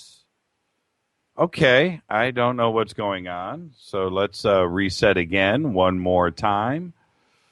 And not a big deal here. We were talking about the Priory of Sion. William, are you with us? Yes, I am. Okay. What the question was, welcome back, by the way. Thank you. Thank you. Is with the Priory of Sion and with Saunier's original hidden messages with it and the gravestone and the original parchment, that was done so early on in the early 1900s that it predated all of the debunking that went on with the Priory of Sion in the 70s and 80s. Was that the first mention of Sion? Was that through Saunier? Well, the first mention for me that introduced me to the idea of Sion. Yes. Yes, exactly. And I just started getting curious. Well, okay, why you're talking about a secret society that protects this supposed or alleged bloodline of Jesus and Mary Magdalene. They also know the whereabouts of the key relics of this Holy Family, which would include the Ark of the Covenant, among other tools. And you think, well, so why are they called the Priory of Sion? What is Sion? And so I started pulling on that thread and ended up just 3 years ago writing a book called The Secret of Sion, which is all about this realm, this other dimensional realm, this holy place where these beings claim descent from. It's the name of the throne of God. It's the place where the watcher angels come from. It's the ultimate destination for souls on earth. And it started to really lend a lot of credibility to this idea that perhaps this organization does, in fact, carry or conceal the secrets of this bloodline, because they would certainly be focused and directed on how do we leave Earth and return to Sion. This question just came in on Twitter. It's excellent. Besides your own books, what recommendations can you make for not only Gnostic but other esoteric hidden school knowledge? Gosh, well, I mean, where does William go? I guess I'm very fortunate. I live 5 minutes from the Vanderbilt University Divinity Library, and they have I call it Nashville's Hall of Records, because it's got every major book written on anything to do with religion, metaphysics, these sacred ideas that we're discussing here, and it's literally my library. And so I'm over there constantly. What I'm trying to do, especially in recent years, is I've discovered that there's a lot of material that's written by the ivory tower types, the PhDs, the academics, for specialty journals and specialty publications, that's absolutely loaded with unbelievable factual data about all these topics that we discussed, and none of it, or very little of it, has reached the alternative presses, or the alternative authors have a real tendency of quoting one another. It's like you're in a house of mirrors, and I wanted to get out of that. I learned everything that Bavall and Hancock and Sitchin and Lawrence Gardner and all those guys did, but they kept talking about each other, and I'm like, there's got to be more. And in fact, there is. And so that's what I've attempted to do recently, is to get over there and climb the ivory tower, wade through this tremendously arcane but at the same time loaded material, and try to bring it back down into a format that average readers like us can get a hold of and actually utilize in our life. And it's stunning, Jimmy, what these guys talk about. These academics constantly talk about, like, for example, the research I'm doing on the Essenes right now. They constantly operate from this amazing premise that the Temple of Solomon was a stargate. They don't call it a stargate. They say it was an interdimensional gateway, or it was a place of translation from earth to heaven. It's like, hello, just call it a stargate, and everybody will know what you're talking about. And they operate from that premise and the premise that humans were originally divine in nature. We were angelic in nature. And they explicitly describe our transformation into a higher form, into ascended beings. I want to discuss stargates for the next hour and a half, so we're going to get to that in a second. I've got so many questions. That whole valley around Renne le Chateux is littered with caves and crazy stuff. And Saunier also leaned towards codes about the location of it could be Solomon stuff, it could be what Jesus and Mary brought over. We don't know. But are we any closer to finding what Saunier kept referring to? There's been it's been a rocky road the past few years with some frauds being perpetrated around that, and the Dan Brown layer coming in. I mean, you could make a case that when Da Vinci Code came out, it turned Renne le Chateux into a Disneyland. Sure. And it put a kind of a whole new kind of layer on top of it. And for a while there, I mean, it really popularized the place, but everybody thought the whole idea was fiction because Dan Brown writes about it, right? Right. And so in a way, that was sort of a setback. But I think, there's continuous research goes on. There's serious researchers that are always involved in that area. And I wouldn't be surprised if maybe in the next couple of years something is revealed about what Saunier actually discovered. Who is in control of not only Renne le Chateux, but all of Saunier's documents and possessions? If I had to answer it to the best of my knowledge, I would say French intelligence. Because one thing you have to realize when you're over there, it's a whole nother ball game. It's here we deal with the NSA, CIA. They tap our phones, send you a birthday card on your birthday, that kind of thing. Right. In France, it's the French intelligence people, and they're really serious about it. And they want to keep things just the way they are. I mean, you have to remember the deep history of this area where you had the French king and the Roman Catholic Church getting together to exterminate as many as 1 million men, women, and children to prevent this very secret that Saunier is alleged to have had access to from ever seeing the light of day. So the people that perpetrated that first European genocide are still around. Right. And they don't want this. They don't want this secret out any more than they did back then. What would it take to do an excavation or maybe ground penetrating radar up at Renne le Chateux? An act of God? Well, no. Because it is preserved now, and the mayor of the town actually controls the whole the activity there on the hilltop in the village. There's of course no digging allowed. And that doesn't prevent people from still, hypothesizing or putting their pet theories out. But, you mentioned it a moment ago. I mean, there's the caves, the underground systems there. To me, everything is underground in and around Renne le Chateux. From the Renne le Chateux area over to Montségur, where the last stand of the Cathars was, the whole place is riddled with caves. And there's just no telling the depth of what you're potentially dealing with there, or the ancientness of it as well. I mean, I think that the real secret of the Renne le Chateux area is that this is the original place of the grapes of the Promised Land. This is where the Anunnaki might have even lived in the ancient times. It's the place where Joshua and Caleb were sent by Moses to spy on the Anunnaki, and they went there and stole the secrets of the Anunnaki, which were symbolized by an oversized cluster of grapes. And Joshua clearly says the Anunnaki were in the vineyards. They were in this area that was mountainous, and they were operating what the Book of Numbers makes you think is some kind of a portal. Right. That they were operating in and around Renne le Chateux. So I go back there and I think, I think this is the place where Joshua is describing encountering the Anunnaki.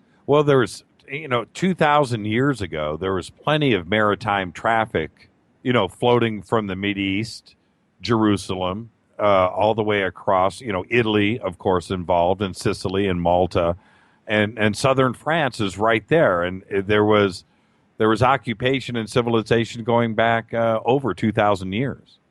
Yeah, when you go to Taudeval and Tarascon to the museums there, it goes back 400,000 years. Exactly. Human inhabitation. It's like, wait a minute, you stand there and you read 450,000 years ago humans inhabited this area, and it's like, well, wait a minute, I've heard that number before. That's Zechariah Sitchin's 450,000 years ago. The Anunnaki came to Earth. It's a coincidence, but it gets you thinking. Somebody just tweeted, MC just tweeted, can we have a William Henry week on Fade to Black? Sure. I second that motion. Absolutely. Yeah, there's something to it. And where there's smoke, there's fire, William. All of the talk about Jesus and Mary and another child or two, the Mary church that is there, all of the bloodline conversation that has occurred for forever. This has gone on. This isn't a modern phenomena. No, heck no. No. Exactly. Heck no. Yeah, where there's smoke, there's fire. Saulnier's just the modern version of this, the modern iteration. He came in late in the fourth quarter. This has been going on for a long time. Exactly. And what he tapped into was the bloodline idea and who are the people that the idea of a bloodline is most valuable to. The French monarchy and the British monarchy, because both trace their lineage to King Arthur, the Holy Grail, and beyond that, the Holy Family. And so anything that has to do with a genealogy that can potentially link their monarchies to this holy bloodline, they're all about it. They're all excited about it. And this is, I think, something Saulnier tapped into as well, if in fact he discovered those genealogies. But beyond that, there's a famous painting that's involved in the Renne le Chateux mystery. It's by Nicolas Poussin, the French painter. It's called The Shepherds of Arcadia. And people have worked it out that this somehow encodes some secret about the landscape around Renne le Chateux, perhaps even identifying the location of the tomb of Jesus. And when you start to look into the Shepherds of Arcadia, you realize that behind all of this is this belief that was held by the Tudors, by Queen Elizabeth, Henry VIII, by the French monarchy, that they are actually descendants of the shepherds for whom the Arcadian painting are named. And the shepherds are actually beings from Arcadia. And Arcadia is the star system Arcturus. And you look at this and you go, my God, these people think that they're connected to star beings, to celestial beings. There's no doubt about it. It's reflected in their artwork. It's reflected in the beliefs in their esoteric writings. And suddenly you realize that what's actually being encoded here at Renne le Chateux is not just a story about the bloodline of Jesus and Mary Magdalene, but the idea that bloodline originated in the stars and the star system Arcturus. What's your belief in archons? My belief in archons, it's sort of developing. I first started researching it.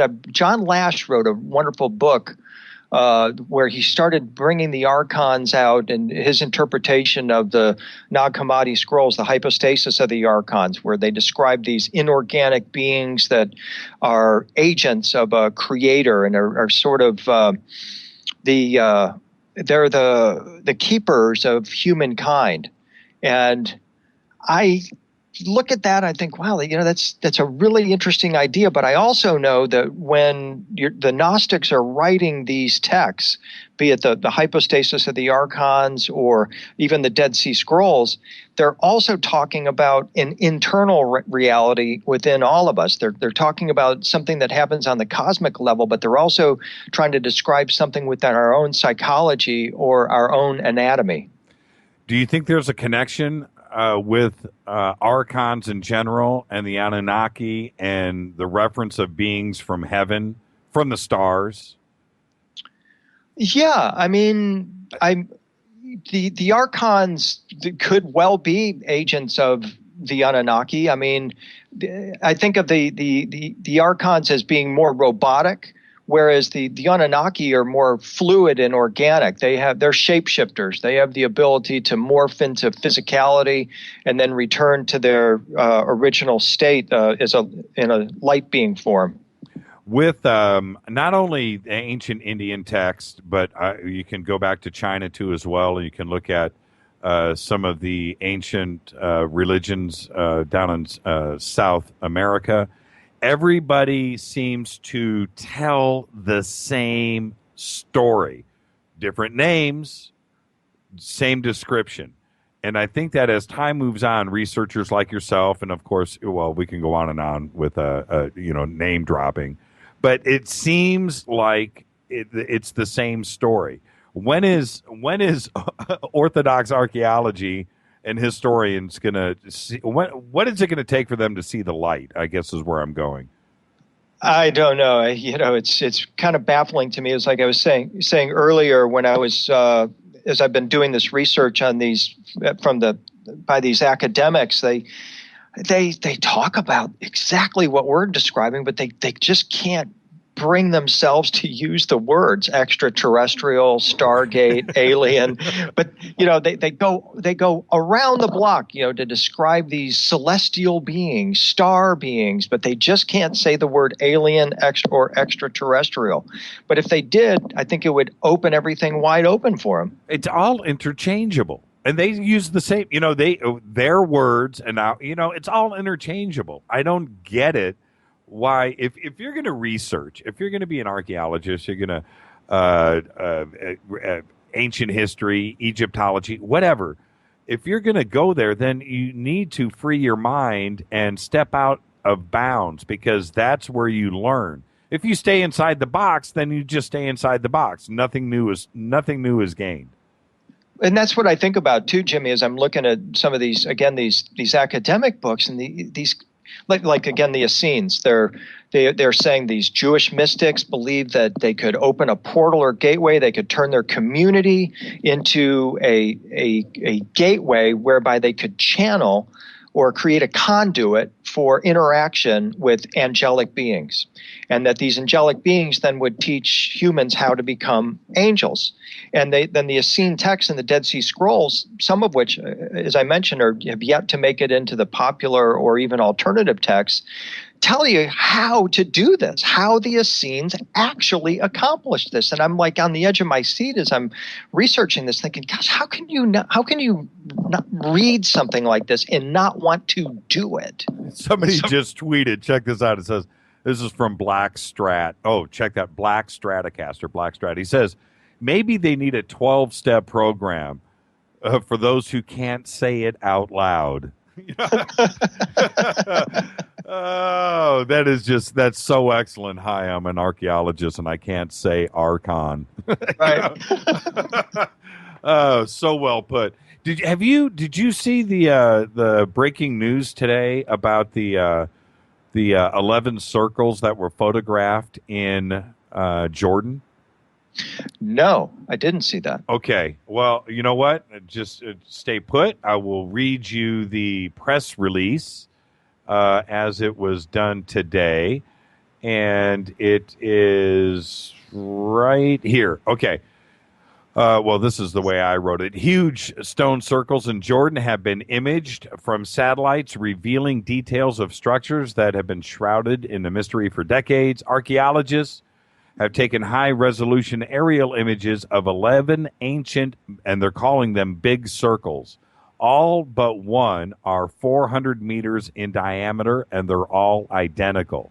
They all have a 3-foot-high stone fence that encircles them without an entrance. It is a closed circle, and they're closed circles, and they're 400 meters in diameter. You've got to see these images, and I will, after the show, I'll pop you an email. You've got to check this out.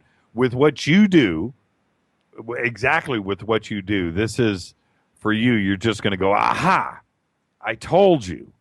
They're absolutely fast. You have to see them, and they're perfect. They're 400 meters in diameter. They're huge. Wow. Yeah, over 1,300 feet. Wow.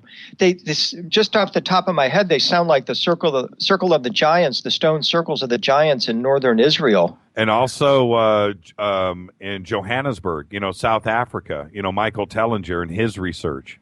Right. Interesting. Yeah. Wow. Yeah. Very, very, very cool. It was just released today. You can't stay on top of everything. I just got lucky. So, but yeah, there you go. Stargates. Okay, this is Fade to Black on the Dark Matter Radio Network. We're talking to, really quick. Hold on. Mythologist. We're talking to mythologist William Henry. Mythologist. What is, before we move on to Stargate, what is a mythologist? Well, a mythologist is a person who studies ancient myths and legends, especially myths and legends about human transformation, since that was the purpose of mythology, was to create a way of conveying the idea of how humans ascend or transform and go beyond the earth plane. Did you make that up? The title investigative mythologist? Yeah. I did. Because it's cool. It's cool, William. Let me tell you. Well, thank you. You have like an investigative journalist. That's a person that investigates stories, and that's essentially what I do. Is I'm just looking at these ancient myths and legends for keys and codes for how we access the hidden power within us. Soon to be the William Henry Investigative Mythologist Diploma, available at a university near you. I'm not making light of it, man. I think it's really cool, and it's just I'm jealous. That's it. I'm a fanboy. Okay, let's get to Stargates, and not. I don't want to. The movie Stargate and Contact. That's a whole nother thing. That's Hollywood. You investigate this and you research this. How close are we to vindicating yourself and your research? I mean, what I mean is, when is somebody going to pop up from the future or from another universe? It's going to happen. It's going to happen. I mean, I would give it less than 5 years personally. With everything that's been worked on right now at CERN, with the particle accelerator there, they're building a time travel and teleportation device there. Then you've got NASA down there at Johnson Space Center building the warp drive. But we're right here, a blink of an eye away from this new existence. Do you think CERN is a Stargate? Do you think that's the hidden, the hidden reason for building it? I do. Yeah, absolutely. I remember seeing a 60 Minutes episode one time. Steve Kroft was interviewing Bob Stanek, one of the physicists there, and he just outright said that actually what they're building there is a teleportation machine. Yeah. Oh, out of all of the megaliths down in South America, the stuff that we have in Africa and Iraq and so forth, what do you consider when you want to tell somebody about a Stargate? What are you going to put on the table? Well, first I'm going to define a Stargate. I'm going to say that a Stargate is three things, actually. It's the connection from the heart of one star or star system to another star system. It's a place on Earth where the light essence or vibration of a particular star system saturates the soil, and which is a temple location, typically a sacred site, an X spot. And it's also an interdimensional portal where you could travel from point A to point B as if there was nothing in between. So with that, you start looking around and you say, well, there's naturally occurring stargates around the Earth, and then there's also the man-made ones. So let's start with the Great Pyramid complex in Giza. It's a stargate. There's no question about it that the intention was to create and I like Robert Bauval's term, the transfiguration machine. That's what the Great Pyramid is. And in fact, the entire temple systems of ancient Egypt functions as a giant stargate. But so do the chateaus of the Cathars in southern France. They're all a unified working machine in their original form. So we've had this idea of the Stargate for at least 5,000 years in the human imagination. And we're just now waking up to, hey, the ancients had this amazing idea, that you can travel effortlessly from point A to point B, and also that we need to transform ourselves in preparation for that experience. Who is allowed? Can it be anybody that could step up to a Stargate, or was it kings and queens? Was it did you have to be a religious figure, or could anybody transport through a Stargate? Entire cities, populations move back and forth. Well, I mean, yeah, exactly. I mean, that's amazing to think about.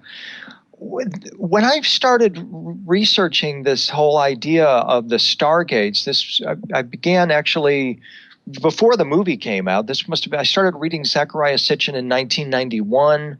And it became really apparent to me off the bat, just from the illustrations Sitchin would put in his books, that the Anunnaki weren't traveling the stars in tin can spaceships or rocket ships like Sitchin was proposing. All the illustrations showed them stepping through gateways. Right. And all the illustrations of these gateways were temple locations. And when you researched the temple sites, you found out that these were like sanctuaries, they were academies, these were places where select humans or particular humans were transformed into pure beings. So what the bottom line answer to your question is who can go through the Stargate it's always the same. Who has the pure heart? Only the pure-hearted ones could access these gateways.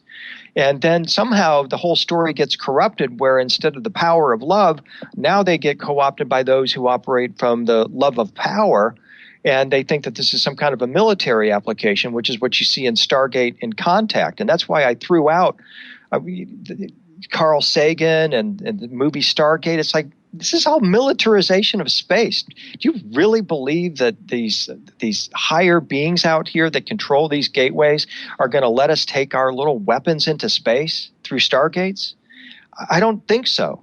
And I think a consciousness that can actually access a Stargate has no use for weapons either.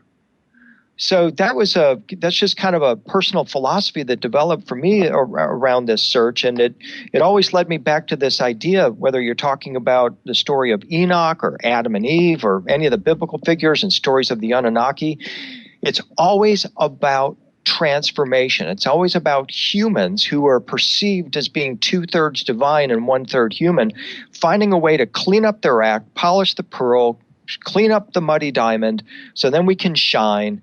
And then we can access the Stargates. Do you think Hollywood knows something that we don't? When it comes to a movie like Stargate, it made too much sense, and it was believable. It wasn't really science fiction to me. It was like a documentary. And do you think, that they were given some information to write that script? It was just too original and too easy to absorb. You didn't have to let your mind go.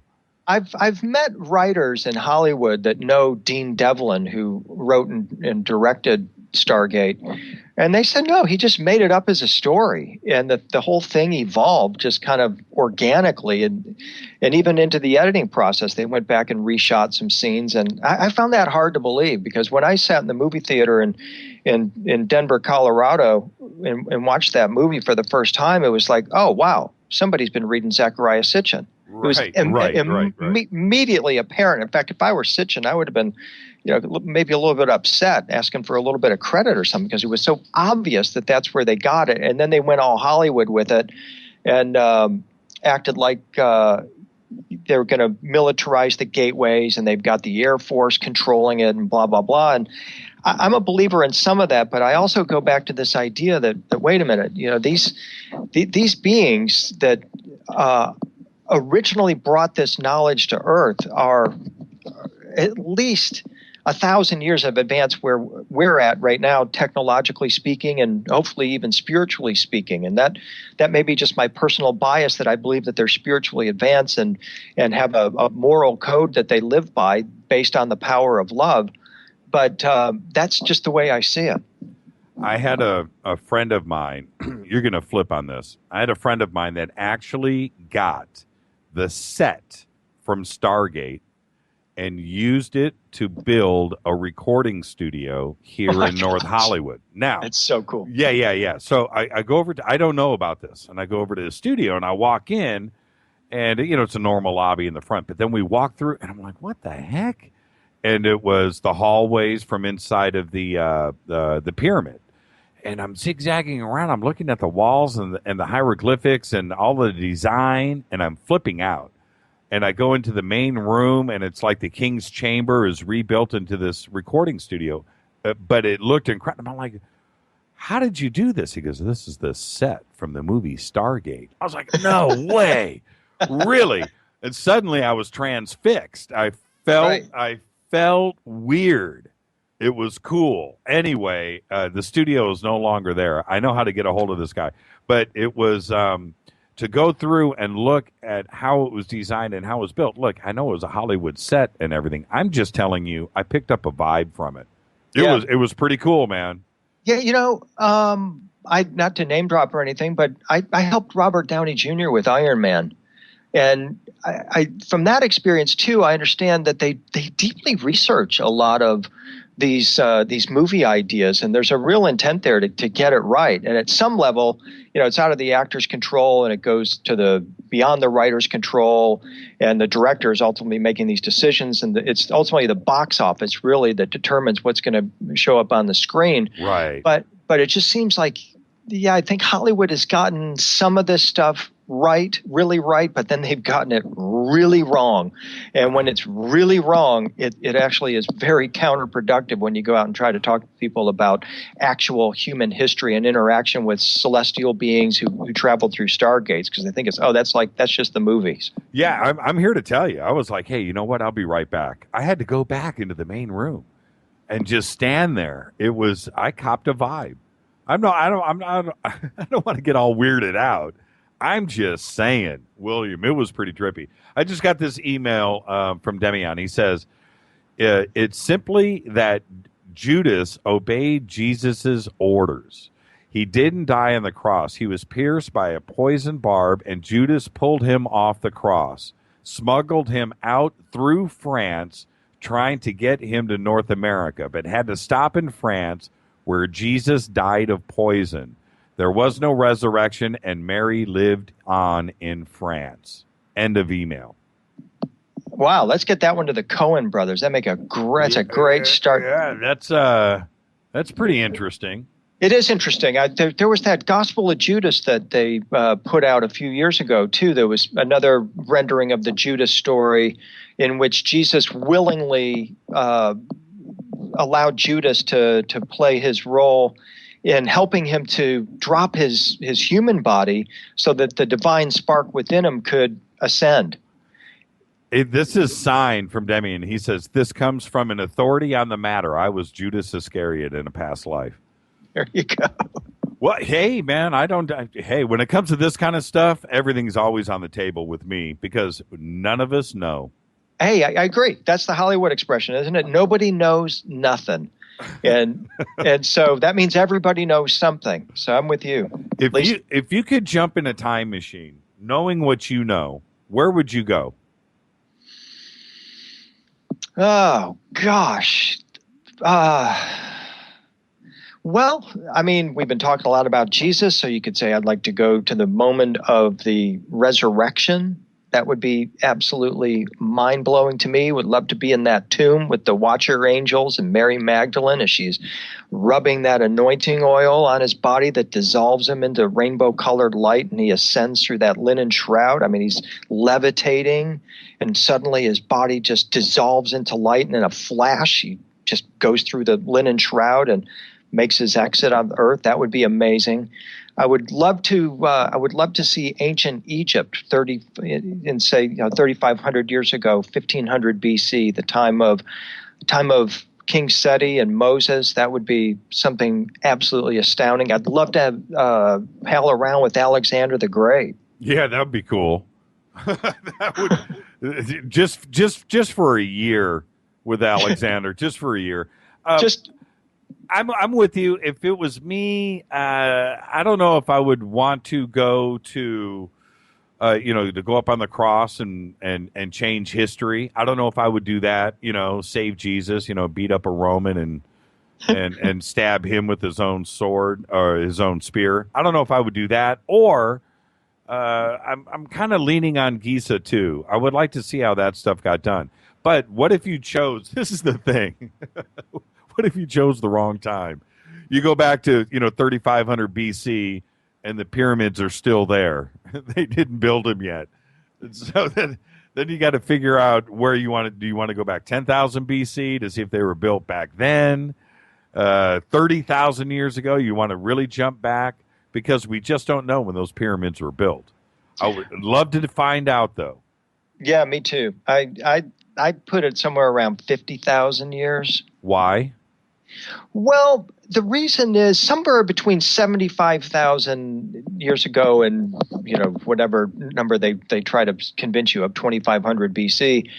Because, it was only 75,000 years ago that our neocortex was suddenly and mysteriously switched on. If we don't have our neocortex, then we're not thinking beings. We're not able to mimic one another. We're not able to share ideas. We're not able to make tools and this sort of thing. And so I think that the pyramids must have been built after that time, sometime between 75,000 years and who knows, maybe 50,000 years ago. Well, yeah, I've said it a million times on this show. A million times. There's no hieroglyphics on the Great Pyramid. It was already there. That's right. It was already there. If you built that, William, if you built a Great Pyramid, I think you'd sign it. Right. Yeah, right? Yeah, exactly. And there's a reason why they didn't build the Great Pyramid Part 2, because they couldn't. Right, exactly. That's it. They couldn't do it. They could not do it. It was already there. And I just can't believe if I'm being way too cavalier. I'm in a good mood. You would sign it. You would bless me. You would have graffiti all over that thing. And you would definitely let us know how you got it done. And maybe you would try to build another one, or you would build 3 more of the Great Pyramid. Not a little facsimile that's sitting off to the side, but the real thing. And it wasn't done. That's because they didn't know how to do it, because it was already there. Exactly. And that's supposedly, some of that knowledge that was lost when we lost the Library of Alexandria, when the Christians burned that library. It had all those scrolls from the ancient world, including texts that revealed who built the pyramids, how, and why. Okay, I've got 100 questions here in Twitter. I want to bang out some of these really quick. Did Hitler have knowledge of stargates, and how close was he used to the discovery of them? That's a really good question. I think that more than Nazis, I think they were more onto the inner Earth thing than they were stargates per se. That's just my sense. And of course, we know that the Nazis were deeply interested in these mysteries. Adolf Hitler was many things, but stupid wasn't one of them. They were masters of this esoteric lore.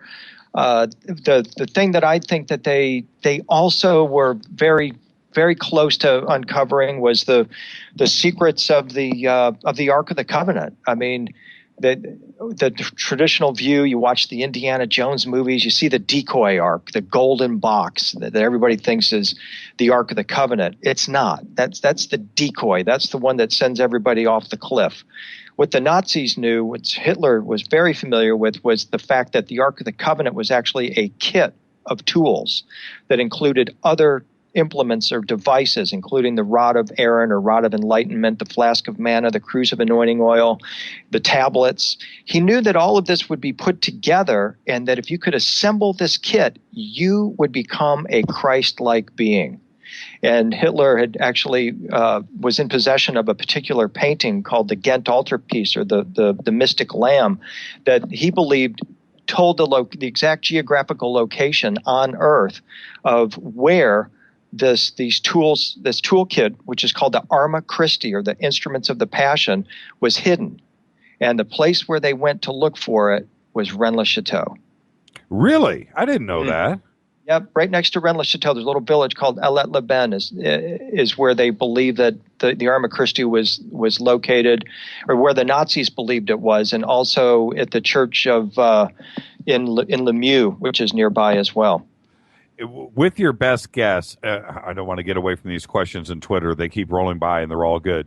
Where do you think the Ark is actually today? I mean, if you know a secret, don't give it away. But what's your best guess? The angels took it. It's what the Bible says. I mean, all these people try to find the Ark of the Covenant in Ethiopia or the U.S. Capitol or Nashville or wherever. God took the Ark of the Covenant. It's not on this planet. In fact, there was a recently translated Hebrew text that said the Watcher angels came and took the Ark of the Covenant and have hidden it and will reveal it in the end times. And this is why I wrote my book, The Judgment Day Device, which is about the Ark of the Covenant. All three of the big three religions, Judaism, Christianity, and Islam, all have end-time prophecies about the recovery of the Ark of the Covenant. And the innermost circle of all those religions know that it's not this Indiana Jones-style golden box. That's the decoy. The real Ark is it's a Stargate device. It's a teleportation device that is also, and here's the key, a consciousness that is within us. We are to understand that this tool or implement is, in fact, our body, and that we can convert our body into this functioning device that does everything the Ark of the Covenant is reputed to be able to do. But why, in the Old Testament, why does the Ark why don't they say God took it? You know, in the Old Testament, they just stopped talking about the Ark. It's not like there was a part 4 to the story and it was resolved. They just stopped talking about it in general. Why do you think that they didn't reference that God has it? Because part of the reason is because it disappears after the time of Nebuchadnezzar. He's the last referenced person that you mention in the Bible that either possessed the Ark of the Covenant or was in search of it. And this is like 576 BC. Right. And that's the Old Testament. Then now you have the New Testament, and typical Christians don't accept the Ark of the Covenant. That's like idol worship. That's Old Testament. That's Moses. Jesus and Mary are the new Ark. They represent the new covenant. So this is why the conversation seems to disappear concerning the whereabouts of the Ark of the Covenant, because to Christians they believe that it's irrelevant. But it's not, because in fact the Ark of the Covenant then was converted into the throne of Christ. When you look at the earliest conceptions of what's called the Adamastia, or the throne of Christ, the platform is the Ark of the Covenant. And it's a collection of tools or implements that all represent psycho-spiritual attributes of fully functioning human beings. And what these initiates knew was that we're to activate these centers within our body and transforming ourselves into the throne or vessel that would be capable of holding this Christ energy or this higher vibrational spirit. With Hitler and I hate saying Hitler's name, by the way. It's just every time I do it, but you have to sometimes. But with Hitler and his interest in Stargate, and then you've got this weird parallel with Saddam Hussein and the way he modeled himself off of not only Nebuchadnezzar, but Babylon and Hitler all at the same time. And it was reported that he had discovered a Stargate. Is that a stretch of putting the dots together, or was there something to it? No, it's funny you bring that up, Jimmy, because I broke that story on Coast to Coast with George Nuri. Oh, did you really? and I was his second interview. And I told that story, and he cut me off. What? And he'll tell you, he was flooded with emails saying, "Oh my God, you've just censored William Henry. How could you do that?" He was talking about Saddam and the Stargate. And I had done all this research in the beginning in the 90s, following Saddam around and just doing a mythological profile of him and saying, look, this guy really believes he's Nebuchadnezzar. And if that's true, then he's picking up where he left off in his past life. That means he's going to try to get the Ark of the Covenant again. He's assembling all these ancient Iraqi read Anunnaki artifacts in Baghdad, and he wants to invite the world to Baghdad to see his new museums, just like Hitler did, right? He wanted this massive museum complex in Baghdad that would feature all this ancient Anunnaki imagery, cylinder seals, and sacred knowledge, because to Saddam, this was like a weapon of mass destruction. As he rolls out this information, it's like dropping a bomb on Judaism and Christianity. It says, wait a minute, your religion is this far more ancient religion, and here's the actual scoop. And so hold on. Okay, this is interesting, and just so you know, I'll never cut you off like I just did. Okay. Do you think George? Do you think he cut you off, or do you think maybe he just didn't understand what you were trying to say? Because George is a free thinker, like the rest of us.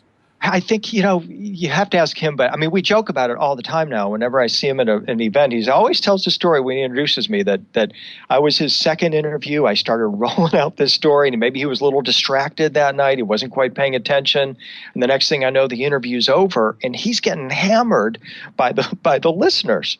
And so he had me back on immediately, and I was able to then retell the story, and he was absolutely fine with it. So it was just one of those kind of funny interviews or funny situations that now has a happy ending. Because here we are 10 years later, and we're still talking about it. I'm going to ask him.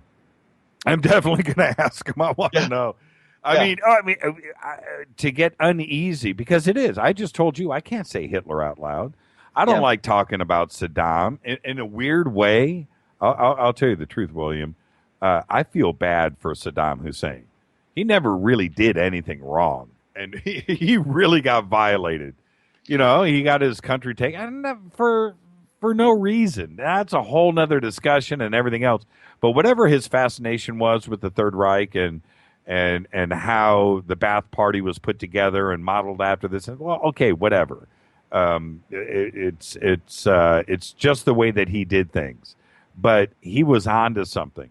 Not only with Babylon, but with Ur, and the cradle of civilization happened right there. The Euphrates, the Tigris, all of it is there. All you have to do is go and dig for a little bit, and that's all the guy was doing. Did he make a discovery? Is that why we really went into Iraq? That's what I want to know. Well, I believe so, Jimmy. In fact, I'm on record predicting that if Bush and Cheney won the election, that we'd be at war with Iraq within 6 months. I was wrong. It took 2 years because the writing was on the wall. You're talking about these neocons back then reading the book of Revelation like a cookbook or a recipe book. Babylon has to be rebuilt so it can be destroyed, and then the Lord can return. And so Saddam was playing perfectly into their scenario there and playing the Nebuchadnezzar role. And I mean, it was just mind-blowing to think that, wait a minute, this could really have been Nebuchadnezzar reincarnated, walking around in the flesh, right? I mean, the knowledge that this guy potentially carried is just almost unfathomable, because you have to remember Nebuchadnezzar claimed that he was the reincarnation of Nimrod, who built the Tower of Babel. Mm-hmm. And Nimrod also possessed the cloak of the mighty ones, the cloak of the giants, the cloak of the watchers. And we're also redoing that whole myth today as well, creating cloaks of light for ourselves and creating a new skin for humanity based on a convergence of all these digital technologies. So you look at this and go, wow, we're at another rung of the spiral here, but we're recreating all these ancient stories with the same players once again. This is Fade to Black on the Dark Matter Radio Network. I'm your host, Jimmy Church. We're talking with William Henry. And William, for all of our listeners, just give me the definition of transhumanism. Transhumanism is meshing human flesh with digital technology and transforming humans into a post-human existence, a post-biological existence, which means a digital existence. We're there, aren't we? We're on the cusp of it right now. We are in the process of starting to wear our digital technology. That's the intermediate phase where they ultimately want to go, is they're going to put this technology in our skin and create this new super skin for us, which I refer to as the cloak of the mighty ones or the cloak of the Illuminati. Because once we put this on, we gain the superhuman powers that the giants and the watchers possessed in the Old Testament, who were also symbolized by this very same cloak. But we also completely give up any sense of individual personality and personal destiny. Let's stay right there for a second. Can you reference some of this in your research? Reference some of what, Jimmy? Transhumanism with the Anunnaki and in the past and how it relates to today. Yeah. So the idea here is that when you're talking about the Watchers, these were the men of renown. And we all know the story from Genesis chapter 6, where the Watchers come down, the Holy Ones come down, and they mate with the daughters of men, and they create this offspring race of the Nephilim, or the giants.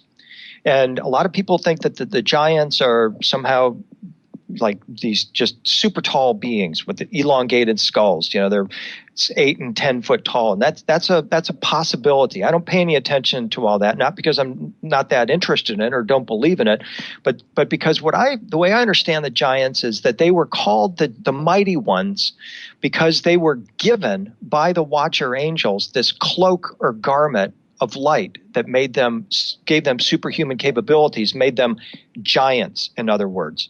And this cloak or garment was transmittable.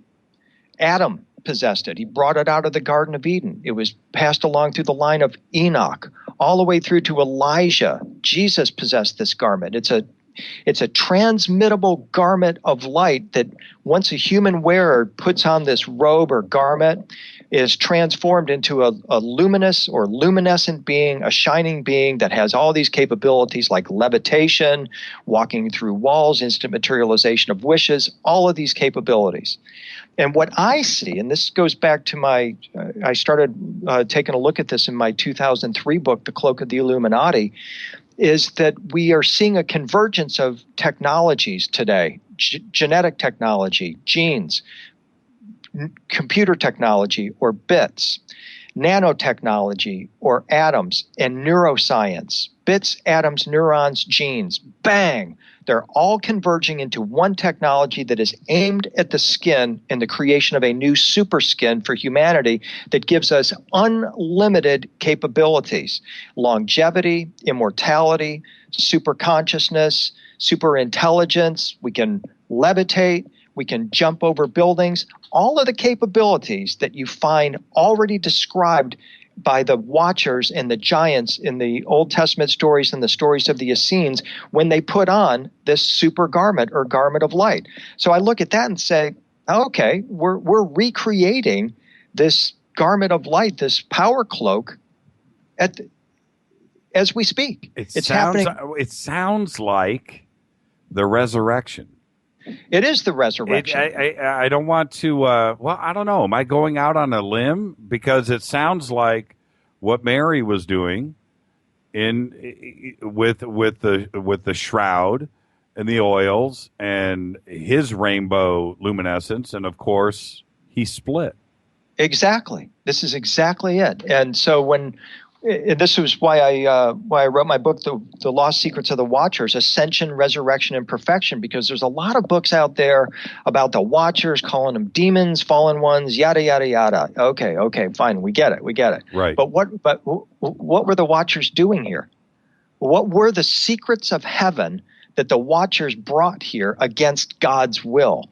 Well, these secrets are about human transformation into angels, the secrets of ascension, resurrection, and the term they use is perfection, the perfection of the human body. And a human body is perfected when it's got a luminescent rainbow light around it that the Tibetans call the great perfection, or the rainbow body of light. This is the original body possessed by the Watchers before they morphed into flesh and blood human form. And this is the secret that they came here to teach us, the forbidden secret. Should we be scared?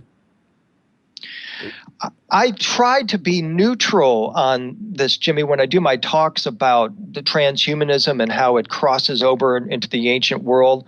It's really difficult because essentially, when we're talking about bits, atoms, neurons, and genes, we're just talking about a digital form of earth, air, fire, and water, the four elements of which our bodies are composed. Right. And it's been the age-old human quest to learn to transmute one element into another, lead to gold, impure to pure, human to celestial being or God being.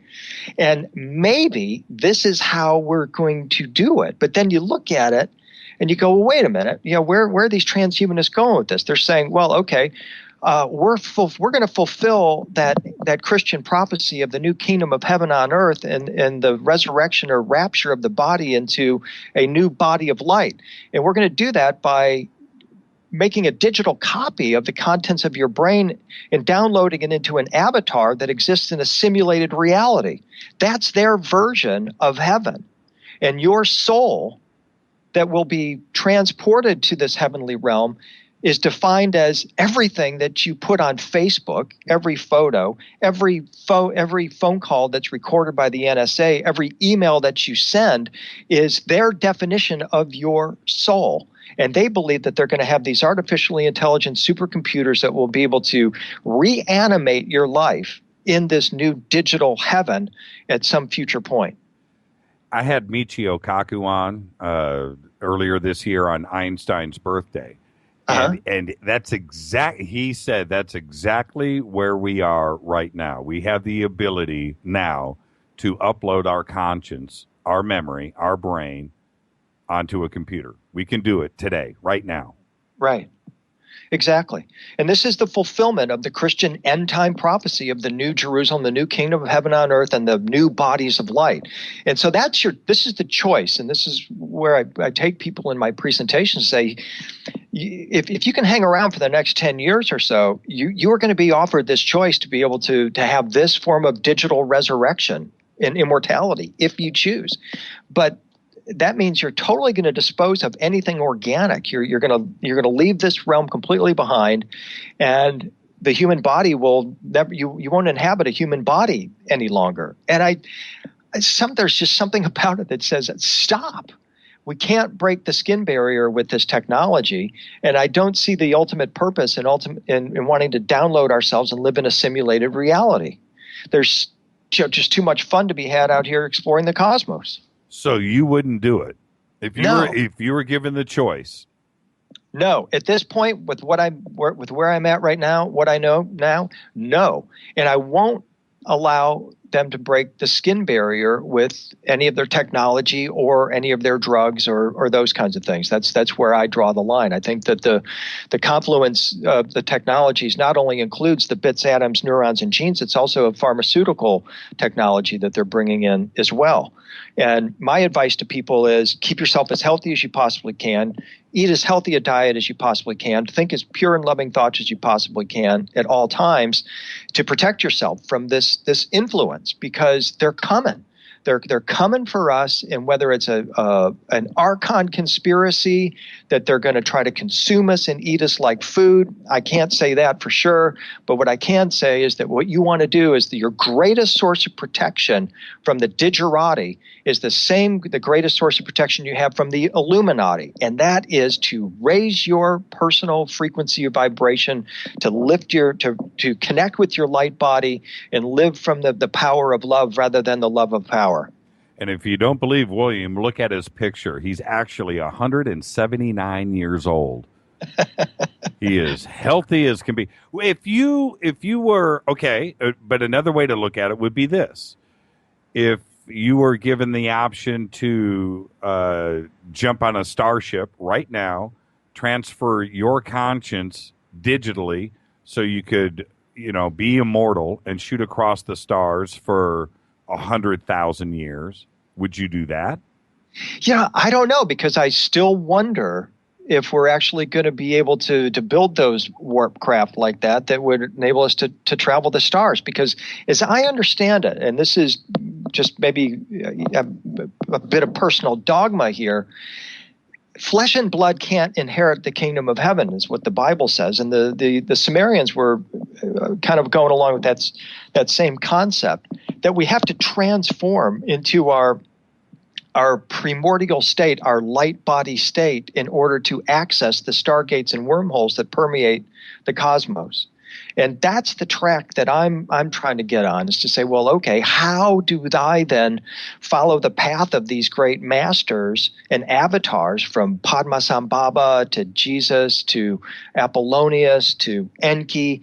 These are all, and Ptah, these are all figures that were masters of this light body transformation. And they never mention anything about a digital resurrection or a digital transformation. It's always that, hey, your body, your DNA is encoded with the ability to morph into its next level form, the butterfly. But our problem is we're always like that cartoon I saw once of the two caterpillars looking up at the butterfly saying, you'll never get me up in one of those things. Right. We identify with our cocoon or our pupal phase. We don't have much awareness of what we're capable of manifesting in terms of the butterfly phase. And that's what I try to help people to do through the sacred art and other sacred texts, to show, hey, this is what these guys are talking about. This is why we're here, is to learn to go this direction, to morph into our light body, not to download ourselves into a simulated reality or beam ourselves into some digital spaceship somewhere. With intellectuals like Ray Kurzweil, who I respect greatly. Absolutely. He's talking about the singularity as early as 2017. If mathematics play out like it is, as early as that's next week. What can we do can we stop it? Can we prevent it? Yes, we can, or it might be prevented for us. A solar flare or something of that nature. I think what has to happen is people just have to come to the awareness of how advanced this technology really is, and it's shocking. It's depressing for people. You rattle off 30 minutes of just headlines of what the digerati are doing, and I'm talking Apple, Microsoft, all your major brands. Every major computer is involved in the immortality business now. Google especially is driving it. And people just have no concept of how advanced and accelerating this technology is. And I think once they realize that, there's a deep inner sense that, wait a minute, we don't want to go down this road. There's dragons up ahead if we go down this road.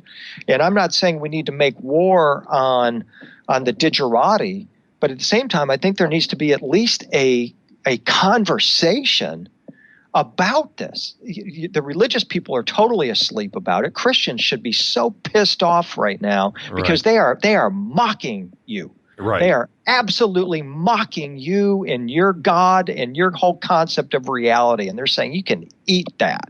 Right. And so the religious people are completely asleep. The politicians are clueless. Completely. Military is driving it. It's DARPA that's funding a lot of this. So it's coming from the military side. So it's all about the love of power. And the average individual has no idea. The grandmother, the grandfather, the father, the mother listening to the show right now, if they've got kids under 10 years old, they're coming for them. They don't care about us. They're going to get rid of us. They want the young ones, the 10-year-olds, the 12-year-olds, and they're going to transform them into Borg as soon as they possibly can. Totally. And how do we, where is the line in the sand? The skin. Do we? Yeah, right. I mean, we're going to go right up to the edge. And Ray Kurzweil and all of the other singularity guys, when they describe this, it's about as frightening. Because once that one bit of information too far, right, that one last little piece of code too far, then they are now smarter than us. I'm talking about the machines. Right. And they don't need us anymore. Exactly. You can't go and unplug a plug and turn it off because they're one step ahead of you now. they can prevent that. They got a plan. So how do we get up to that little the edge of the cliff and then stop from going that one step further? And is it the military we have to stop? Is it Google? Is it Microsoft? Or is it somebody else?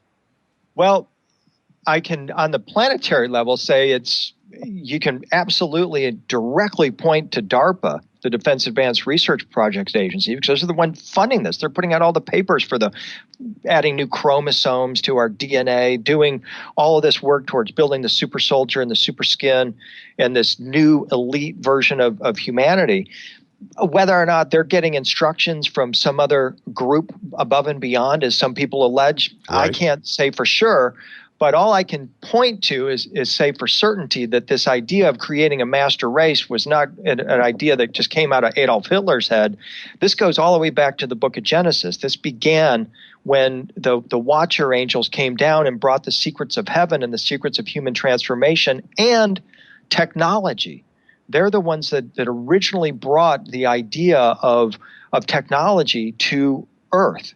Now, that technology was originally about resurrection, ascension, and stargates. We know this because one of these figures, Ptah, the Egyptian creator god who's credited with fashioning the bodies of men, actually ran a Stargate mystery school at Saqqara in Egypt that was in continuous operation for 3,000 years. And it married the idea of human transformation into star beings or celestial beings with the idea of portals. And so that's the intermarriage. And it suggests to me this idea that when these extraterrestrial beings, call them the Watchers, the gods, call them Ptah, the Anunnaki, whatever term you feel most comfortable with, they're almost all interchangeable at some level.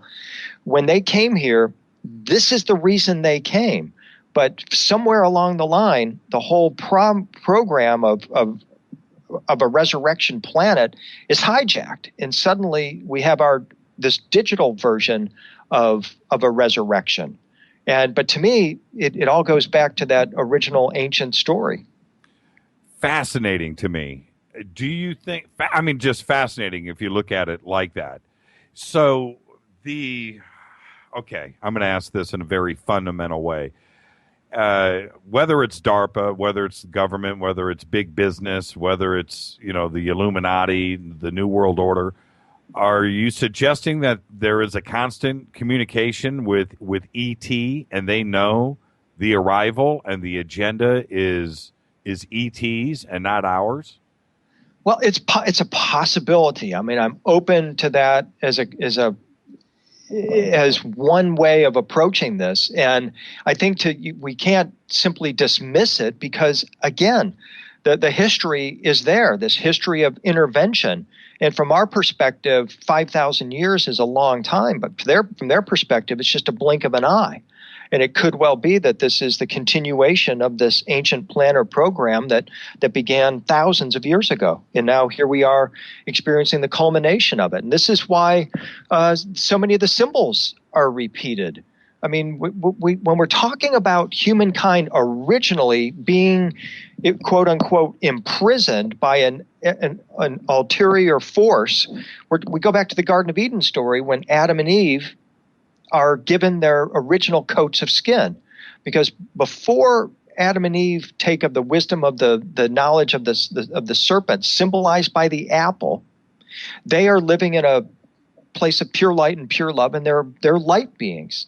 Then after this, we're evicted from Eden, escorted out of the gate of Eden, and told it's forbidden for us to re-enter that gate. And then we are given these coats of skin. And that's the beginning of the fundamental transformation of humanity from our original light being form into our organic flesh and blood bodies. Now, whatever force did that was called Yahweh in the Old Testament. Some people think Yahweh is this kind of all-pervasive God. Other people think he's like a demigod. He's more like an ET running around wreaking havoc on Earth, and this is his prison planet or his plantation planet. Right. Either way, that's when this happened. And ever since that time, we have been trying to transcend the limitations of the flesh and blood human body of human skin. And the way that avatars have done is to say, hey, did you know that your body can be spun into a vortex of energy that ultimately manifests as 5-colored rainbow light, leaving behind only hair, toe, and fingernails? Yeah, it's called the rainbow body, the resurrection body, the glory body, the Christ body. Anybody can do it, but nobody does it because our religion says you're not allowed to do it. But now here we have the Digerati coming in and saying, hey, we got the apple. We can give you that same body of light all over again, kitty. All you got to do is just drop your skin and put on our skin. With the Digerati, there was always somebody, pulling the strings throughout history. There was always, a boss of bosses. What it doesn't matter. Somebody telling kings and queens what to do, whether it was religions or what have you. Today, when we have Bill Gates and we have these different heads of corporations and banks and so forth, is it once you build an empire like Microsoft, are you suggesting then that somebody comes in and then takes control of somebody like Gates, whoever is running the military? The United States is 200 years old. Okay, so did somebody come in and wrestle control of that? And I'm suggesting an outside power, yes, but is that what we're looking at?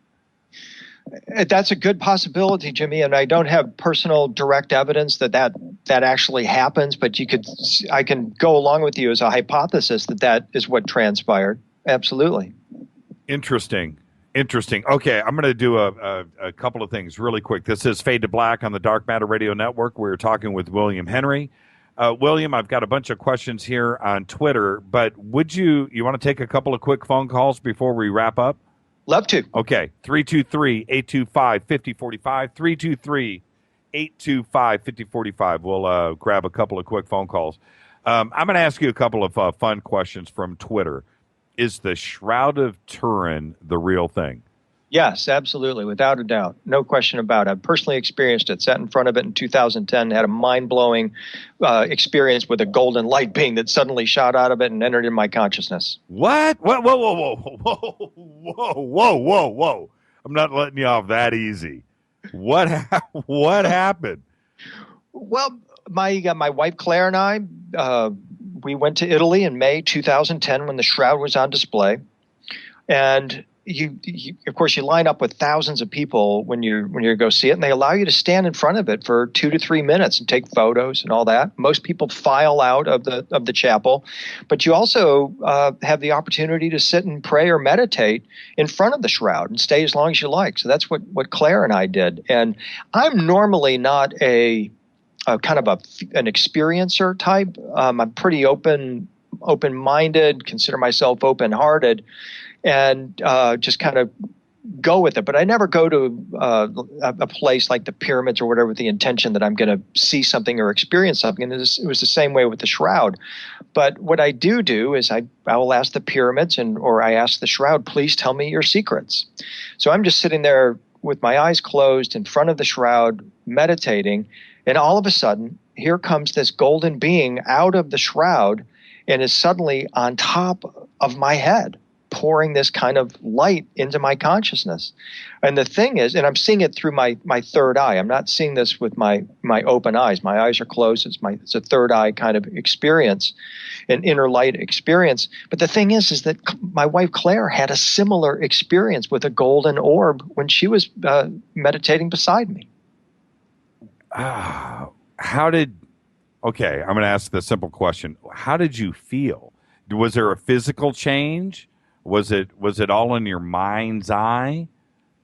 I mean, there was such a high frequency already going in because everybody that was in that line was kind of a similar mindset. There were a lot of Catholics in line, but there are also a lot of spiritual people that have look at the Shroud and say, okay, they're believers, and I'm a believer that the Shroud is an authentic relic or icon of the resurrection of the person we call Jesus or Yeshua.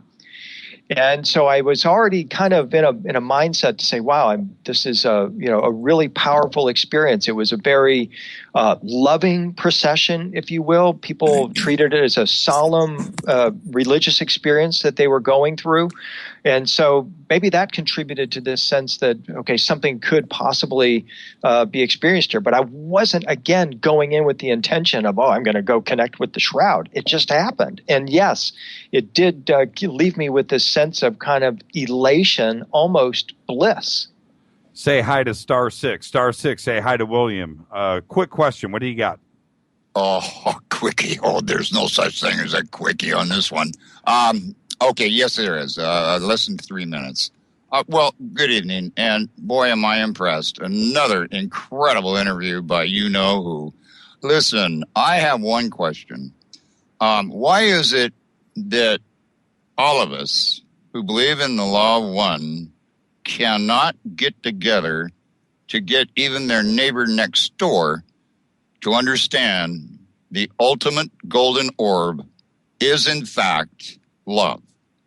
That's it. That's my question, Jimmy. I got to go. I got another talk radio host. He's going on coast to coast next week. Oh, yeah. Oh, Jimmy, I just got a flash. It's you. Oh my God. I got a flash for the whole world. I got to run. I'll be gone. Thank you, Star. You're welcome, as always, sir. That's a great question.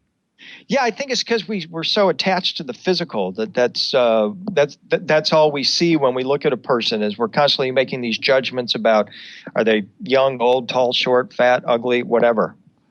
Hi, you're live on Fade to Black with William Henry. Who's calling? Where are you calling from? This is Frater Estes. Who's calling? Frater Estes. Matthew? Hey, how are you? I am fantastic, sir. How are you? Say hi to William. Quick question. Hi, William. Hello. Hey, I had a question. I put this up on Twitter earlier, but it probably wasn't very clear. We get the name of God, Yud-He-Vav-He, and we take from that the letter Shin as a uniting element to make Yud-He-Shin-Vav-He, which is the name of Jesus. Is it that formula that we use for this angelization process that you're talking about? Well, that's certainly one take on it, and thank you for your question. I mean, that's always the big game in the Old Testament and the New Testament, is they want to know what is the name of God. They want to know the name or the vibration of God. In fact, that's the whole thing. I put a discussion about this in my book on the Watchers, because the Watchers wanted to make a name for themselves, as did the Nephilim. They were the men of renown, and when they built the Tower of Babel, it was to make a name for themselves, to become equal to God or equal to the vibration of God. So it's deeply mysterious. I don't have a direct answer for you, but I'm saying, hey, that's definitely worthy of your investigation. It's not coincidence that all the gods in any religion came from the stars. Constantly. And they're trying to elevate us to their level as well, so that we too can become star beings. And that's a point that's I think is lost in a lot of the esoteric or even the mainstream studies about extraterrestrials and aliens, and they just don't make the connection of why they are ultimately here. I mean, we got kind of trapped in that whole conversation about the Anunnaki coming here for gold. May or may not be true, but what if they're actually here for souls? That's a different conversation, and it's one I think we definitely need to be having. After this next call, I want you to answer. The question's going to be for me. Was Sitchin, will he actually be proven to be right? Hey, you're live on Fade to Black. Who's calling? Where are you calling from? Say hi to William Henry. Hi, William Henry. This is Bear in Santa Clara. Howdy. And my question is do you think the Watchers are still watching? Oh, that's a great question. I'll take my answer off the air. Thank you, Bear. And you have a great one, Jimmy. And good go on C2C. You got it. Thank you, sir. That's a great, William. I was going to ask you that anyway. Are the Watchers still watching? Are they here? Well, we're talking about them now in a big way. I mean, suddenly there's been an explosion of interest, especially in the past 12 months that I've noticed. I think they are. And I think this conversation we were having about the technology aimed at the skin is further evidence that they're here. I mean, if people want to know, are they in human form? People do try to make the case that, that these technologists are in fact watcher angels themselves, not the good watchers, but the bad watchers that want to lead humanity down this dark path of no return. Is watchers and archons interchangeable? No, the watchers are considered the highest order of angels. They're the holy ones. They're the servants of God at God's throne. They sit on God's divine council. They're seraphim angels, to be exact. They're the winged serpents. They're the feathered serpents, the burning ones. And they have the ability to morph into flesh and blood human form, whereas the archons are described as more like inorganic beings who have very limited capabilities in comparison to the watchers or the seraphim. I mean, the seraphim can, as I said, they can morph, they can levitate, they can instantly beam themselves across the cosmos. They're type 3 beings on the Kardashev scale, if not type 4 beings. They've mastered all of the ancient sciences. They've mastered gravity. They've mastered stargates and wormholes. They probably might even live at the center of the Milky Way galaxy, at least if the Mormons are right. Well, yeah, and I guess I asked the question. I appreciate your answer because you're right, but I think what I was trying to say, are we throughout history, have we confused archons with the watchers? That's what I meant to say. I think we have. I mean, because when you look at the story of the archons, they're clearly here to kind of jackknife humanity or to lead us astray. But not all the watchers are that way. I mean, people talk about Lucifer, Azazel, and these other watchers that are considered to be what we think of as evil. But there's also the good watchers. There's Gabriel, there's Michael, there's Uriel, there's other watcher angels that are still on the force of good, and there's in fact a conflict between the good and the bad watchers. Nigel Kerner, this is from Twitter. Nigel Kerner talks about the soul aspect to visitation goal of hybrid. The hybrid project is to create a soul. What are your thoughts? To create a soul. Now that's an interesting concept. I'm not sure that they're able to create a soul, but what I can go along with is that they are trying to make the human body a more conducive vehicle or container for the soul, and especially for the ultimate ascension of the soul. That's what was my conclusion after looking at the Sumerian stories that Sitchin popularized, is that the Anunnaki had far more interest in souls and transforming the human body as a vehicle for souls than they did in mining gold. This is from Alien Mastermind. You got to love Twitter. Our audience is so smart. Is Earth shielded by a soul net that prevents souls from achieving progression? I don't know about that specifically, but there are constant references to a veil or a boundary that keeps humanity on the earth. And so that kind of goes along with that concept of a soul net.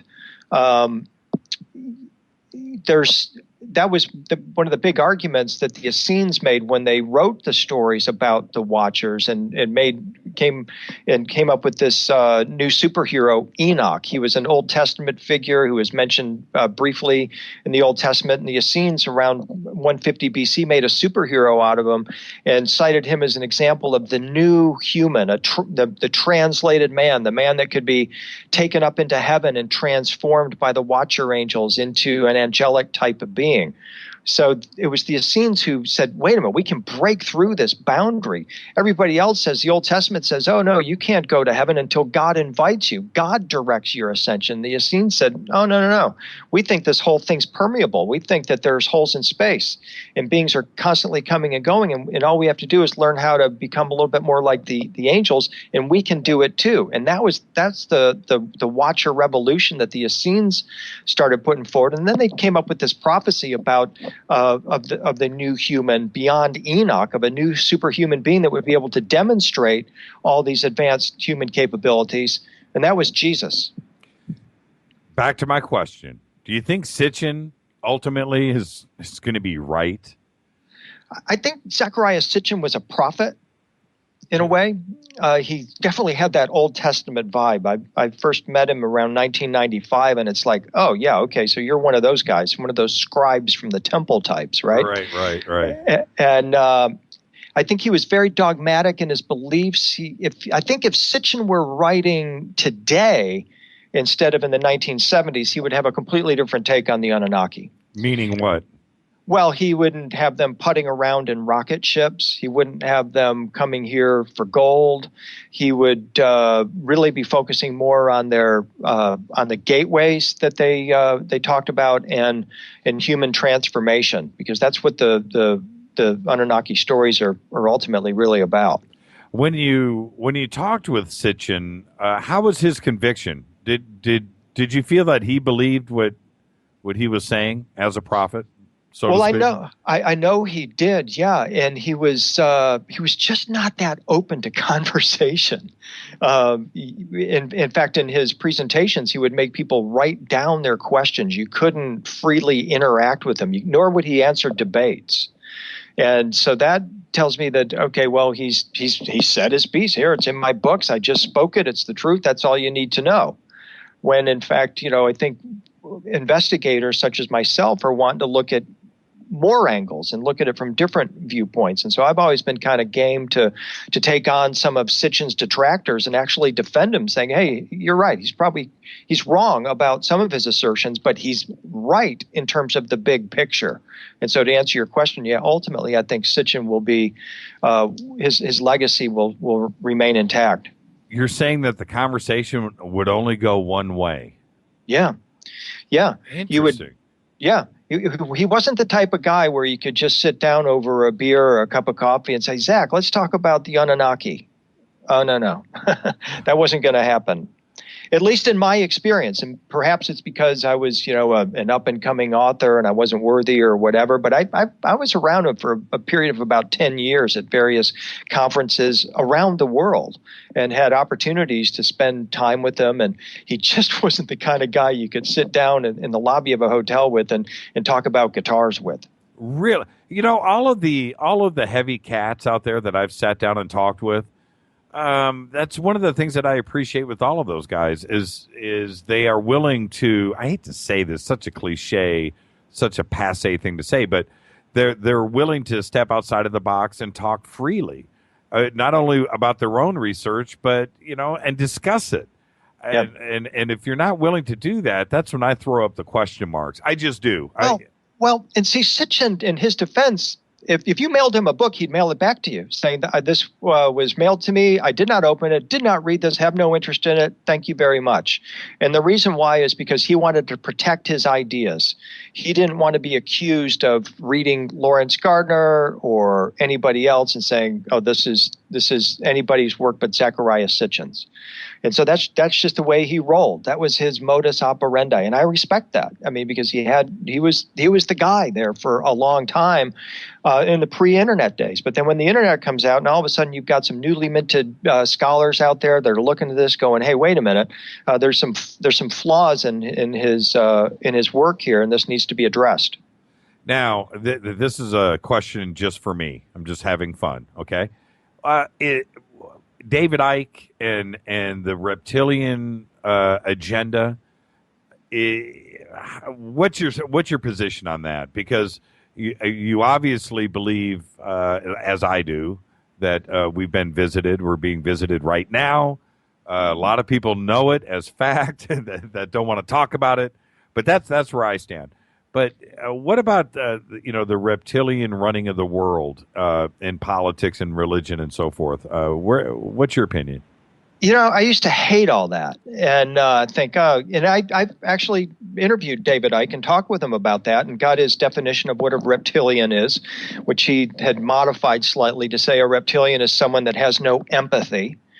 And but then I started looking more deeply into this Watcher material, and lo and behold, there are all kinds of examples in the ivory tower types. Often speak of how the Watchers are described as shapeshifters, and that they in fact shapeshift into a reptilian or serpentine type of a being. Ordinarily, in their natural state, the Watcher angels, the seraphim, are described as luminous, lightning-like, rainbow-like humanoid figures. But they have the ability to morph or shapeshift, and very often they take a serpentine type of a form. And there's story after story in the Essene texts and elsewhere where we learn of the Watcher angels shapeshifting into what we think of as reptilian-type beings. And so that doesn't mean that they're negative entities. It just means that this is a form that they ultimately take. And it has to be, you have to reconcile it in any conversation about the angels or the Watchers, that they wear cloaks of light, they're humanoid, they're rainbow-like, and they have serpentine-like features. Eugene EM just tweeted, and I'm so with him on this. He says, everybody discredits reptilian theory until they either have an experience or they study it. Right. Just like you just said. And that's the thing that fascinates me. Hey, have you, because I've done the same thing. It's exactly what I've gone through. And the more that I study it, the more that I look at it, and the more that I think about it, it just makes sense. Exactly. That's all. It answers a lot of questions. Right. I've never seen the Queen of England morph into a reptilian. Right. I know, but hey, David Icke, he's really something. I tip my hat off to him. He's a warrior, and good, bad, or indifferent, whatever. You got to admire a guy that gets up every morning, puts his boots on, hits the boards, and gets to work. And that's David Icke. I'll tell you, when I had him on the show, that was one of the funnest, most badass interviews I've ever done. That man is cool. That's it. I don't care what I've got. David Icke's back.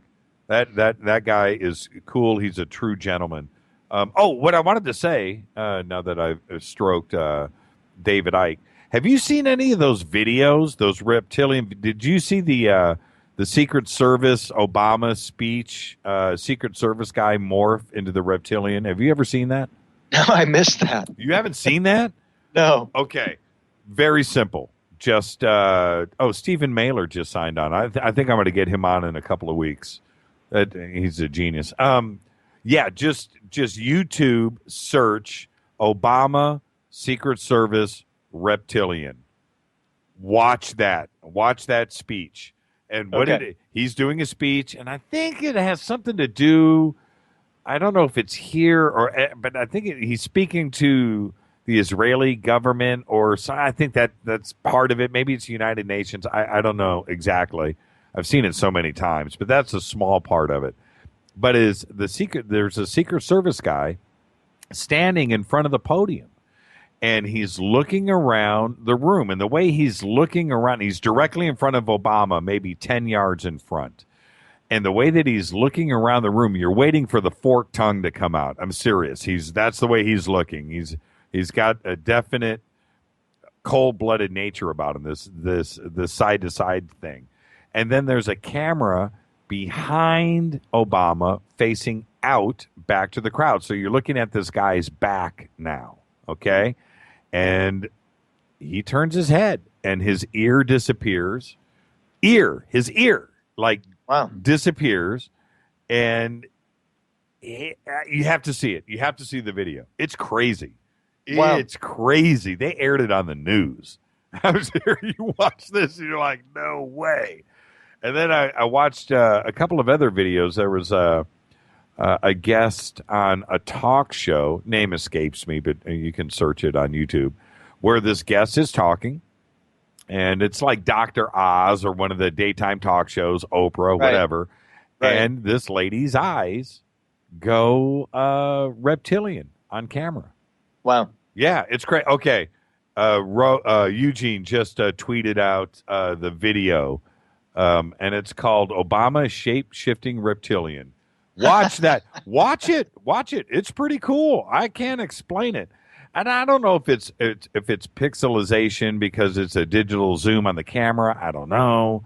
But certainly something takes place. There is a transformation. There's a morph that happens on camera. Yeah, it's pretty bizarre.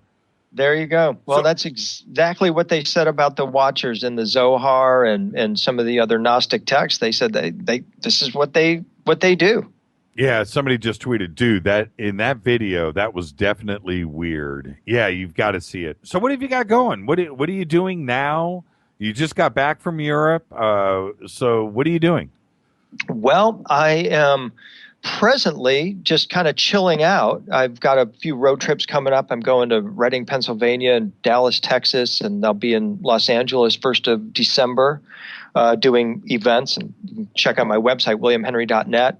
For details about that.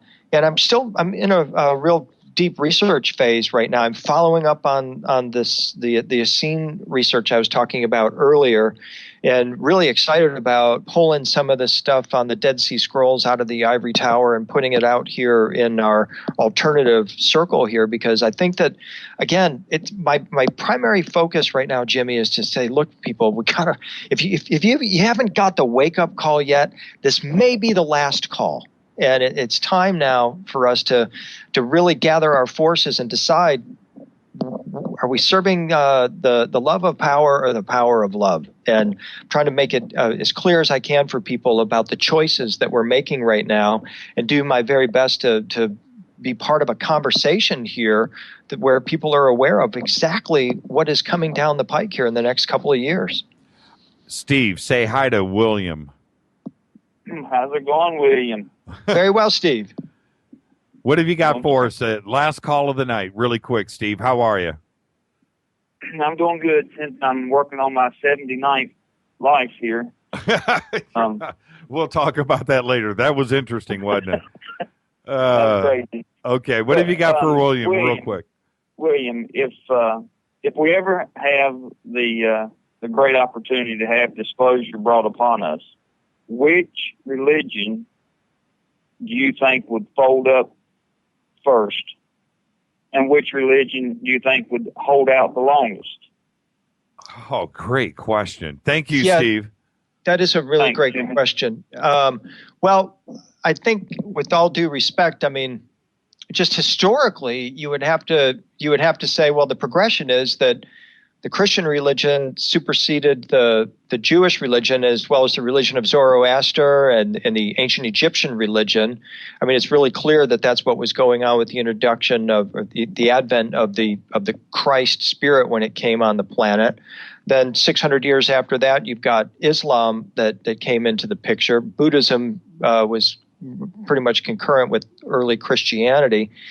So you look at that and you go, well, can any of those handle this? The Catholic Church appears to be trying to move into a more open-minded discussion about extraterrestrials.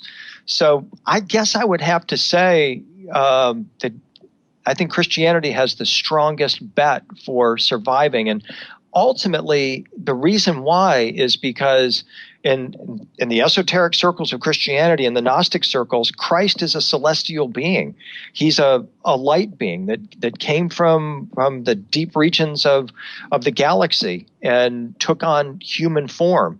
And this is ultimately the long-term plan here, I think, for disclosure, is to recognize that the existence of these super advanced celestial beings that can take human form. You don't find that so much in Islam. You have stories of Muhammad's ascension on the mirage or the ladder to heaven, but there's not as much of a focus on Muhammad as a celestial being, as an avatar, as there is in Christianity. What about Hinduism? Well, I was thinking Hinduism as well, because you've got, within their text, you've got so many interactions with celestial beings. So that's a good possibility as well. But I think Christianity is set up as a religion that could ultimately open up to this idea of celestials. And Buddhism? not so much with Buddhism, really. In Tibetan Buddhism, you do find, especially in the rainbow body tradition, this idea of celestials transforming humans and implanting within humans this advanced celestial knowledge. So it's a possibility, but it's really on the wane right now. Interesting. I just had an amazing time tonight. What I wanted to do, you know what my ultimate plan was? I wanted to talk about Renne le Chateux the entire night. Oh my gosh. The whole night. That was my plan. Oh. And look where we got. We went all over, and that's why I love this show and love having guests on like yourself. Thank you so much. My pleasure. I can't really enjoyed it, Jimmy. Yeah, I can't wait to get you back on. We'll talk off the air, but all the best. Just have a great week. And William Henry, everybody, thank you, William. His website, williamhenry.net. You can get to it through our website. Just click on the links, but it's all right there, and all of his books and videos and lectures and everything are all on his site. It's a great site. I spend a lot of time there. Thank you, William. My pleasure. Thank you for everybody for listening, and thank you for having me, Jimmy. Go down to 2nd Avenue. Go get some barbecue. I'll talk to you. Right on. Bye-bye. Okay, I'll see you. William Henry. Wow. Wow. Thank you. Everybody have a good time tonight? Did everybody have a good time tonight, Fader-Knots? That was absolutely amazing. What have we got going on tomorrow? Does anybody know what's going on tomorrow? Oh, I don't want everybody to forget, but Wednesday night, we have a very, very, very, very special show, which is Paul Moeller is coming on. Not only Paul Moeller, that's right, the flying car, Paul Moeller. He's going to come on, and he's going to spend the entire night with us, but he's got a couple of big announcements that he's going to make on the show. We've made arrangements for that. I'm totally fired up about that. And tomorrow night, who's on tomorrow night? I can't even remember. Anybody? Somebody help me. My brain is fried. I want everybody out there to try to stick with 2 hours of William Henry. Absolutely amazing. I just had a fantastic time. Thank you. And also, I wanted to go back really quick, and I've got to use my left hand here. A couple of things really quick before I get off the air. There was an email that came in from King B, and he says about the Jordan circles, I believe the circles are giant fish ponds. If they are level and in a complete circle, just like the Dallas rock wall, King B. And I meant to say that earlier. It seems kind of similar, if you know what I'm saying. And then, okay, that's it. All right, that's it. I've had an absolutely fantastic time tonight, everybody. And if I sound like I'm running this studio with two. Do you know how hard it is, everybody, to mouse with your left hand? It's like impossible. Your right is your left. Oh, Gary Heseltine tomorrow night. Gary Heseltine, UFO Truth Magazine. We've got a bunch of breaking news that we're going to be discussing with Gary. So think about that. Tonight, William Henry. Tomorrow night, Gary Heseltine, editor, publisher of UFO Truth Magazine, will be joining us live from London, England. And then Paul Moeller on Wednesday night. An absolute smoking week here. I cannot even believe that we pulled all of this off. Okay. What did I want to do? There was a couple of questions that I wanted to answer from Twitter. And now let me go back. It was, the Spear of Destiny from Alien Mastermind. I was going to bring that up. I'm not so sure that the Spear of Destiny that the Third Reich possessed was the Spear of Destiny. I don't think so. And I think all the metallurgy that was involved with that officially, it just doesn't push it that far back. Is it something that came from Helena? No. Helen? No. Is it something that the Templars brought back? No. No, it's not that old. And that's my take on that. Does the Spear of Destiny exist? It may. Has it been found? I'm not so sure. But I think that the one that is in isn't it in Austria? I believe so. I think it's in Austria in the museum there. That one, no. I don't think so. And I meant to address that earlier, and I just went back to it. So now his take on the Shroud of Turin, though, I thought was interesting. And again, the dating on that is screwed up.